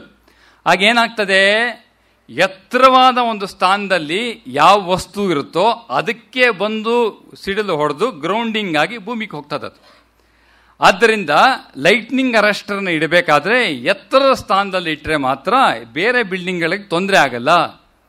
ಇದು ಅವ್ರಿಗೆ ಎಲೆಕ್ಟ್ರಿಸಿಟಿ ಅಂತ ವೈರಿಂಗ್ ಮೂಲಕ ಹೇಳೋಕ್ಕಾಗೋದಿಲ್ಲ, ಆಗ ಇನ್ನೂ ಬಂದಿರಲಿಲ್ಲ, ಆಗ ದೀಪಗಳು ಎಲ್ಲ ತಾನೆ, ಬಲ್ಬ್ ಎಲ್ಲ ಇನ್ನೂ ತಯಾರಾಗಿರಲಿಲ್ಲವಲ್ಲ ಆಗ. ಅದಕ್ಕೆ ಸಿಡಿಲನ್ನು ಉದಾಹರಣೆಯನ್ನು ಕೊಟ್ಟು ಪರಮಹಂಸರಿಗೆ ವರ್ಣನೆಯನ್ನು ಮಾಡ್ತಾರೆ. ಪರಮಹಂಸರು ಅದು ಹಾಗೆ ಆಗಬೇಕು ಅಂತ ಇಲ್ವಲ್ಲ ಅಂತ ಕೇಳ್ತಾರೆ. ಇಲ್ಲ, ಅದು ನಿಯಮ, ಅದು ಸೈನ್ಸ್ ಲಾ, ಅದು ಎತ್ತರವಾದ ಸ್ಥಾನದಲ್ಲಿ ಅದು ಹಾಗೆ ಆಗ್ತದೆ, ಎತ್ತರವಾದ ಸ್ಥಾನಕ್ಕೆ ಸಿಡಿಲು ಬಂದು ಹೊಡೆಯೋದು ಲೈಟ್ನಿಂಗ್ ಅಂತ. ಇಲ್ಲ, ನಾನು ನೋಡಿದೆ ಒಂದು ಸಲ, 3 ಅಂತಸ್ತಿನ ಮನೆ ಇತ್ತು, ಪಕ್ಕದಲ್ಲಿ ಒಂದು ಗುಡಿಸ್ಲಿತ್ತು, ಆ ಲೈಟ್ನಿಂಗ್ ಬಂದು ಗುಡಿಸ್ಲಿಕ್ಕೆ ಹೊಡಿತಲ್ಲ, ಬಿಲ್ಡಿಂಗ್ ಏನಾಗಲೇ ಇಲ್ಲ ಅಂತ ಪರಮಹಂಸ ಹೇಳ್ತಾರೆ. ಇವ್ರು ಹೇಳ್ತಾರೆ it's A exceptional case Swamiji, master Swamiji ಅಂತ ಹೇಳ್ತಾರೆ ಅವರು. ಅದೊಂದು ಎಕ್ಸೆಪ್ಷನ್ ಇರ್ಬೋದು, ಅದ್ರ ಲಾ ಅಂತಾರೆ ಅಂತ. Exception can become permanent also if god wills ಅಂತ ಪರಮಹಂಸ ಹೇಳ್ತಾರೆ. ಒಂದು ಪ್ರತ್ಯೇಕ ಆಯಿತು ಅಂದರೆ ಲಾ ಇಂದ ಅದನ್ನು ಬೇರೆ ಹಲವು ಮತ್ತೆ ಮತ್ತೆ ಆಗ್ತಾ ಇದ್ರೆ then it breaks the common law. ಅದಕ್ಕೆ ನಮಗೇನು ಪ್ರಕೃತಿ ಜಡ, ಬದಲಾಯಿಸೋಕ್ಕಾಗೋದಿಲ್ಲ. ಆದರೆ ಪ್ರಕೃತಿ ಯಾರ ಕೆಳಗಡೆ ಇದೆ? ದೈವಿ ಹೇಷ ಗುಣಮಯಿ ಮಮ ಮಾಯಾ ದುರತ್ತೆಯ ಮಾಮೇಮಯೇ ಪ್ರಪದ್ಯಂತೆ ಮಾಯಾಮೇತಾಂ ತರಂತಿದೆ. That is also reality, but it's a dependent reality on the Purusha. ಆ ಪುರುಷನಿಗೆ ಇಚ್ಛೆ ಬಂತೋ ಈ ಲಾನ ಚೇಂಜ್ ಮಾಡ್ತಾನೆ. ಅದಕ್ಕೆ ಪರಮಹಂಸ ಹೇಳ್ತಾರೆ ಅದೆಲ್ಲ ನನಗೆ ಗೊತ್ತಿಲ್ಲ. ತಾಯಿ ಇಚ್ಛೆ ಪಟ್ಟರೆ, ಅವ್ರು ಹೇಳೋ ಉತ್ತರ ಸರಳವಾಗಿರ್ತದೆ, ತಾಯಿ ಇಚ್ಛೆ ಪಟ್ಟರೆ ಬದಲಾಯಿಸ್ಬೋದು. ನಾನು ನೋಡಿದ್ದೀನಿ, ಎತ್ತರಕ್ಕೆ ಬಂದು ಹೊಡಿಬೇಕು ಅಂತ ಇಲ್ಲ, ಪಕ್ಕಕ್ಕೂ ಬಂದು ಹೊಡಿತೆ, ಅವಳು ಇಚ್ಛೆ ಆಗಬೇಕು. ಇವರಿಗೆಲ್ಲ ಇದು ಯಾವುದೋ ಹೊಸ ಲಾ ಹೇಳಿದ್ರಲ್ಲ ಅಂತ ಸುಮ್ಮನೆ ಆಗ್ತಾರೆ, ಇವ್ರು ಏನು ಮಾತಾಡ್ಲಿಕ್ಕೆ ಹೋಗೋದಿಲ್ಲ. ಆಮೇಲೆ ಪರಮಹಂಸರ ಜೀವನದ ಉದಾಹರಣೆ ತಗೊಂಡ್ರೆ 2 ಕಡೆ ಏನೋ ಅವರು ಆ ಕಲ್ಲಿಗೆ ಹೇಳ್ತಾರಲ್ಲ, ನನ್ನ ಸಾಧನೆ 12 ವರ್ಷದ ಸಾಧನೆ, ಕಾಳಿ ದರ್ಶನ ಇವೆಲ್ಲ ಸತ್ಯ ಆಗಿದ್ದ ಪಕ್ಷದಲ್ಲಿ ಈ ಕಲ್ಲು ಎತ್ತೆತ್ತು 3 ಸಲ ಕುಣಿಲಿ ಅಂತ ಹೇಳ್ತಾರಲ್ಲ. How does a stone can become sentient being? ಒಂದು ಕಲ್ಲುಗೆ ಜೀವ ಬರಲಿಕ್ಕೆ ಹ್ಯಾಕ್ ಸಾಧ್ಯ? ಇಚ್ಛೆ ಪಟ್ಟರೆ ಆಗ್ತಾರೆ, ಯಾಕಂದರೆ ಅದ್ರ ಹಿಂದ್ಗಡೆ ಇರ್ತಕ್ಕಂಥದ್ದು ಪರಬ್ರಹ್ಮನೇ. ಅದಕ್ಕೆ ಬುದ್ಧಿ, ಮನಸ್ಸು, ಚಿತ್ತ, ಅಹಂಕಾರ ಇಲ್ಲ, ಆದ್ರಿಂದ ಅದ್ರ feelings cannot be understood. But that ಪ್ರಕೃತಿ ಇಸ್ ಸಪೋರ್ಟೆಡ್ ಬೈ ಪ್ರಾಧಾನ್ಯ ಅಥವಾ ಕೆಳಗಡೆ ಕಾರಣ ಯಾವುದು? ಪರಬ್ರಹ್ಮ. ಇಚ್ಛೆ ಪಟ್ಟರೆ ಚೈತನ್ಯ ಬರಲಿಕ್ಕೆ ಸಾಧ್ಯ ಇದೆ, ಭಗವಂತ ಇಚ್ಛೆ ಪಟ್ಟರೆ. ಅದಕ್ಕೆ ಪರಮಹಂಸ ಹೇಳೋದು 12 ವರ್ಷದ ಸಾಧನೆ ನಂದಾಗಿದ್ದ ಪಕ್ಷದಲ್ಲಿ, ಕಾಳಿ ದರ್ಶನ ಸತ್ಯ ಆಗಿದ್ದ ಪಕ್ಷದಲ್ಲಿ ಈ ಕಲ್ಲು 3 ಸಲ ಕುಣಿಲಿ, ಮೇಲೆ ಕೆಳಗೆ ಕುಣಿತದು. ನಮಗೆ ಸಂಶಯ, ಅದೆಲ್ಲ ಸೈನ್ಸ್ ಪ್ರಕಾರ ಆಗೋದಿಲ್ಲ ರೀ. ಅದು ಹೆಂಗೆ ರಾಮ ಸೇತುವೆ ಹೆಂಗೆ ಕಟ್ತದೆ? ಅದೆಲ್ಲ ಸುಳ್ಳು, ಅದೆಲ್ಲ ಸಾಧ್ಯ. ಸಮುದ್ರದಲ್ಲಿ ನಾವು ಥರನೇ ಟೆಕ್ನಿಕಲ್ ಇಂಜಿನಿಯರಿಂಗ್ ಮಾಡಿ LNTಗೆ ಕಾಂಟ್ರಾಕ್ಟ್ ಕೊಟ್ಟು ಮಾತ್ರ ಆಗೋದು. ಪರಮಾತ್ಮ ಕೊಟ್ಟರೆ ಅದು ಸಾಧ್ಯ ಇಲ್ಲ. ಪರಮಹಂಸರದ್ದು ಹೇಳಿದರು ಅದೆಲ್ಲ ಸಾಧ್ಯ ಇಲ್ಲ, ತಾಯಿಗೆ ಇಚ್ಛೆ ಪಟ್ಟರೆ ಆಗ್ತದೆ. ಅದಕ್ಕೆ ಎಲ್ಲಿವರೆಗೆ ಪ್ರಕೃತಿಯನ್ನು ಬದಲಾಯಿಸಿದ್ರು ಅವರು, ರಾಧೆಯ ಭಾವದಲ್ಲಿ ಮಧುರ ಭಾವ ಸಾಧನೆಯನ್ನು ಮಾಡಬೇಕಾದ್ರೆ ಶರೀರದ ಪ್ರತಿಯೊಂದು ಕರ್ಮವೂ ಕೂಡ ಸ್ತ್ರೀ ರೂಪದಲ್ಲಾಗಿತ್ತದು. The whole body has been converted into a female body. ನಮಗೇನು ಪುರುಷ ಆದ್ಮೇಲೆ ಸ್ತ್ರೀ ಆಗಲಿಕ್ಕೆ ಆಗಲಿಲ್ಲ, ಪುರುಷ ಸ್ತ್ರೀ ಇದು ನಮಗೆ ಕಲ್ಪನೆಯೇ ಇಲ್ಲ. But the moment he felt that he's Radha, ಪ್ರತಿಯೊಂದು ಶರೀರದ ಲಕ್ಷಣವೂ ಕೂಡ ಸ್ತ್ರೀ ಆಗೋಯ್ತು. ದಾಸ್ಯಭಾವ ಒಂದು ಸಾಧನೆಯನ್ನು ಮಾಡಿದವಾಗ ಒಂದು ಟೈಲ್ ಬೋನ್ ಹಿಂದ್ಗಡೆ ಇರ್ತಕ್ಕಂಥ ಮೂಲಾಧಾರ ಎಷ್ಟೋ 1-2 ಇಂಚು ಬೆಳೆದಿತ್ತು ಅಂತ ಪರಮಹಂಸರು ಹೇಳ್ತಾರೆ. ಸಾಧನೆ ಮುಗಿದೋಯ್ತು, ಎಲ್ಲೋ ಮತ್ತೆ ಅವನು ಯಥಾವತ್ತು ಅದೇ ಪುರುಷ ಆದ. ಹೇಗಾಯ್ತು? ಪ್ರಕೃತಿ ತನ್ನ ಹತೋಟಿಯಲ್ಲಿದೆ. ಬ್ರಹ್ಮಜ್ಞಾನಿಗೆ ತನ್ನ ಹತೋಟಿಯಲ್ಲಿ ಇಟ್ಕೊಂಡಿರ್ತಾನೆ ಪ್ರಕೃತಿಯನ್ನು. ಇಚ್ಛೆ ಪಟ್ಟರೆ ಇದರ ಎಲ್ಲವೂ ಅವಂದಾಗ್ತದೆ. ಅದಕ್ಕೆ 2 ಅವಸ್ಥೆ. ಆ ಪೂರ್ಣ ರೂಪದಲ್ಲಿ ನಿರ್ವಿಕಲ್ಪ ಸಮಾಧಿ ಸಂಬಂಧ ಇಲ್ಲ, ಇಲ್ಲಿ ಪಂಚೇಂದ್ರ ಮೂಲಕ ಎಲ್ಲ ಜ್ಞಾನವನ್ನು ಪಡೆದುಕೊಳ್ತಾನೆ. ಇಚ್ಛೆ ಬಂದರೆ ಈ ಪ್ರಕೃತಿಯ ಅವನು ಈ ನಿಯಮ ಲಾ ಬದಲಾಯಿಸಬಲ್ಲ. ಇದು ಬ್ರಹ್ಮಜ್ಞಾನಿಯ ಅವಸ್ಥೆ ಆಗಿರ್ತದೆ. ಆಮೇಲೆ ಈ ಅವಸ್ಥೆಯಲ್ಲಿ ಇದ್ದಾಗ ಅವನಿಗೇನು ಪ್ರಚೋದನೆ ಆಗುತ್ತೆ? ಪ್ರತಿಯೊಂದು ವ್ಯಕ್ತವಾದ ಜಾಗದಲ್ಲಿ ಯಾವ್ಯಾವ ಜಾಗದಲ್ಲಿ ಎಷ್ಟೆಷ್ಟು ಆಧ್ಯಾತ್ಮಿಕತೆ ಇದೆ ಇದರ ಪರಿಚಯವೂ ಕೂಡ ಅವನಿಗೆ ಆಗ್ತದೆ. ಅದಕ್ಕೆ ಹೇಳಿದ್ನಲ್ಲ, ಅದಕ್ಕೆ ಇದು ಉದಾಹರಣೆ ಒಂದು ಉದಾಹರಣೆ ಮಾತ್ರ ಹೇಳ್ತೀನಿ. ಗ್ರೇಟ್ ಮಾಸ್ಟರ್ ಬಂದಿದ್ದೆ. ಈ ಚೈತನ್ಯರ ನವದ್ವೀಪಕ್ಕೆ ಪರಮಹಂಸರು ಹೋಗಿದ್ರು. ಪರಮಹಂಸರು ನವದ್ವೀಪಕ್ಕೆ ಹೋದಾಗ ಇಡೀ ನವದ್ವೀಪವನ್ನು ಓಡಾಡಿದ್ರು ಕೂಡ ಅವನಿಗೆ ಚೈತನ್ಯನ ಲೀಲೆಯ ಪ್ರಕಟತೆ ಉಂಟಾಗಲಿಲ್ಲ, ಮ್ಯಾನಿಫೆಸ್ಟೇಷನ್ ಪರಿಚಯ ಬರಲಿಲ್ಲ ಪರಮಹಂಸರಿಗೆ. ಕೊನೆಗೇನೋ ಬಾಬಾ ಅಭಿ ಚಲೋ ಜಾಬೋ ಅಂದರೆ ದೋಣಿನಲ್ಲಿ ಹೋಗಿದ್ರು. ಈಗಲೂ ಕೂಡ ಹೋಗ್ಬೋದು, ಗಂಗಲ್ಲಿ ದೋಣಿನಲ್ಲಿ ನವದ್ವೀಪಕ್ಕೆ ಹೋಗ್ಬೋದು ಬೇಲೂರು ಮಠದ ಕಡೆಯಿಂದ. ದೋಣಿಲಿ ಹೋದಾಗ ವಾಪಸ್ಸು ಗಂಗೆಯಲ್ಲಿ ದೋಣಿಲಿ ಬರೋ ಹೊತ್ತಿಗೆ ಆ ಮಧ್ಯದಲ್ಲಿ ನೀರು ಮಧ್ಯಭಾಗದಲ್ಲಿ ಅವ್ರಿಗೆ ಭಾವ ಬಂತು, ಚೈತನ್ಯನ ದರ್ಶನ ಆಯಿತು ಪರಮಹಂಸರಿಗೆ. ಆವಾಗ ಹೇಳ್ತಾರೆ, ನವದ್ವೀಪ್ ಚೈತನ್ಯ ಮಹಾಪ್ರಭು ಇದ್ದಿದ್ದ ನವದ್ವೀಪು ಈಗ ನೀರು ಕೆಳಗಡೆಗೆ ಮುಳುಗಿ ಹೋಗಿದೆ. ಹಾಗೆ ಚೈತನ್ಯ ಮಹಾಪ್ರಭು ಕೂಡ ಈಗ ಬೃಂದಾವನಕ್ಕೆ ಹೋದರೆ ನೀವು ಇಲ್ಲಿ ಕಾಳಿಂಗ ಮರ್ದನ ಆಯಿತು, ಇಲ್ಲಿ ರಾಧಾಲೀಲಾ ರಾಸಲೀಲೆ ನಡೀತಿದೆ ನಿಧುವನ್, ಇವತ್ತು ಕೂಡ ಶಾಶ್ವತವಾಗಿ ರಾಸಲೀಲೆ ನಡೆಯುತ್ತೆ ಅಂತ ನಿಧುವನ್. ಅದಕ್ಕೆ ಸಂಜೆ ಮೇಲೆ ಪ್ರವೇಶ ಇಲ್ಲ, ಅಲ್ಲಿ ಬೆಳಗ್ಗೆ 8 ಗಂಟೆಗೆ 6 ಗಂಟೆಗೆ ತೆಗಿತಾರೆ, ಸಂಜೆ 6 ಗಂಟೆಗೆ ಮುಚ್ಚಿಬಿಡ್ತಾರೆ, ಆಮೇಲೆ ಯಾರಿಗೂ ಪ್ರವೇಶ ಇಲ್ಲ ಅಲ್ಲಿ. ಈವನ್ ಅಲ್ಲಿ ಕೋತಿಗಳು ಸಿಕ್ಕಾಪಟ್ಟೆ ಕೋತಿಗಳಿದೆ, ಸಾಕಷ್ಟು ಕೋತಿಗಳಿದೆ ನಿಜವನ್ನಲ್ಲಿ. 6 ಗಂಟೆ ಮೇಲೆ ಒಂದು ಕೋತಿ ಕೂಡ ಅಲ್ಲಿ ಇರೋದಿಲ್ಲ. ಏನು ಆಶ್ಚರ್ಯ ಗೊತ್ತಿಲ್ಲ. ಅದು ಎಲ್ಲವೂ ಹೊರಗೆ ಬಂದುಬಿಡ್ತಾವೆ ತಾನಾಗಿ, ಯಾರೂ ಕಳಿಸೋದಿಲ್ಲ. 6 ಗಂಟೆಗೆ ಇವ್ರು ಲಾಕ್ ಮಾಡ್ಕೊಂಡು ಹೊರಗಡೆ ಬಂದಾಗ ನಿಜವನ್ನ ಒಂದು ದೊಡ್ಡ ಇದು ತೋಟ, ಅದು ಆ ಕಾಂಪೌಂಡ್ ಇದೆ ಸುತ್ತಲೂ, ಮನುಷ್ಯನೆಲ್ಲ ಹೊರಗಡೆ ಕಳಿಸ್ಬಿಟ್ಟು ಆಮೇಲೆ ಬೀಗ ಹಾಕಿಬಿಡ್ತಾರೆ, ಮತ್ತೆ ಬೆಳಗ್ಗೆನೇ ಮತ್ತೆ ಪ್ರವೇಶ ನಿಧುವನ್ಗೆ. ಇಲ್ಲೆಲ್ಲ ಲೀಲೆ ಇದೆ ಅಂತ ಗೊತ್ತಾಗಿದ್ದು ಚೈತನ್ಯ ಮಹಾಪ್ರಭುಗಳಿಗೆ. ಅವರು ಆ ಕ್ಷೇತ್ರಕ್ಕೆ ಹೋದಾಗ ಎಲ್ಲ ಅದು ಅನುಭವ ಆಗ್ತದೆ, ಕೃಷ್ಣ ಎಲ್ಲೆಲ್ಲಿ ಏನೇನು ಮಾಡ್ದ ಅಂತ.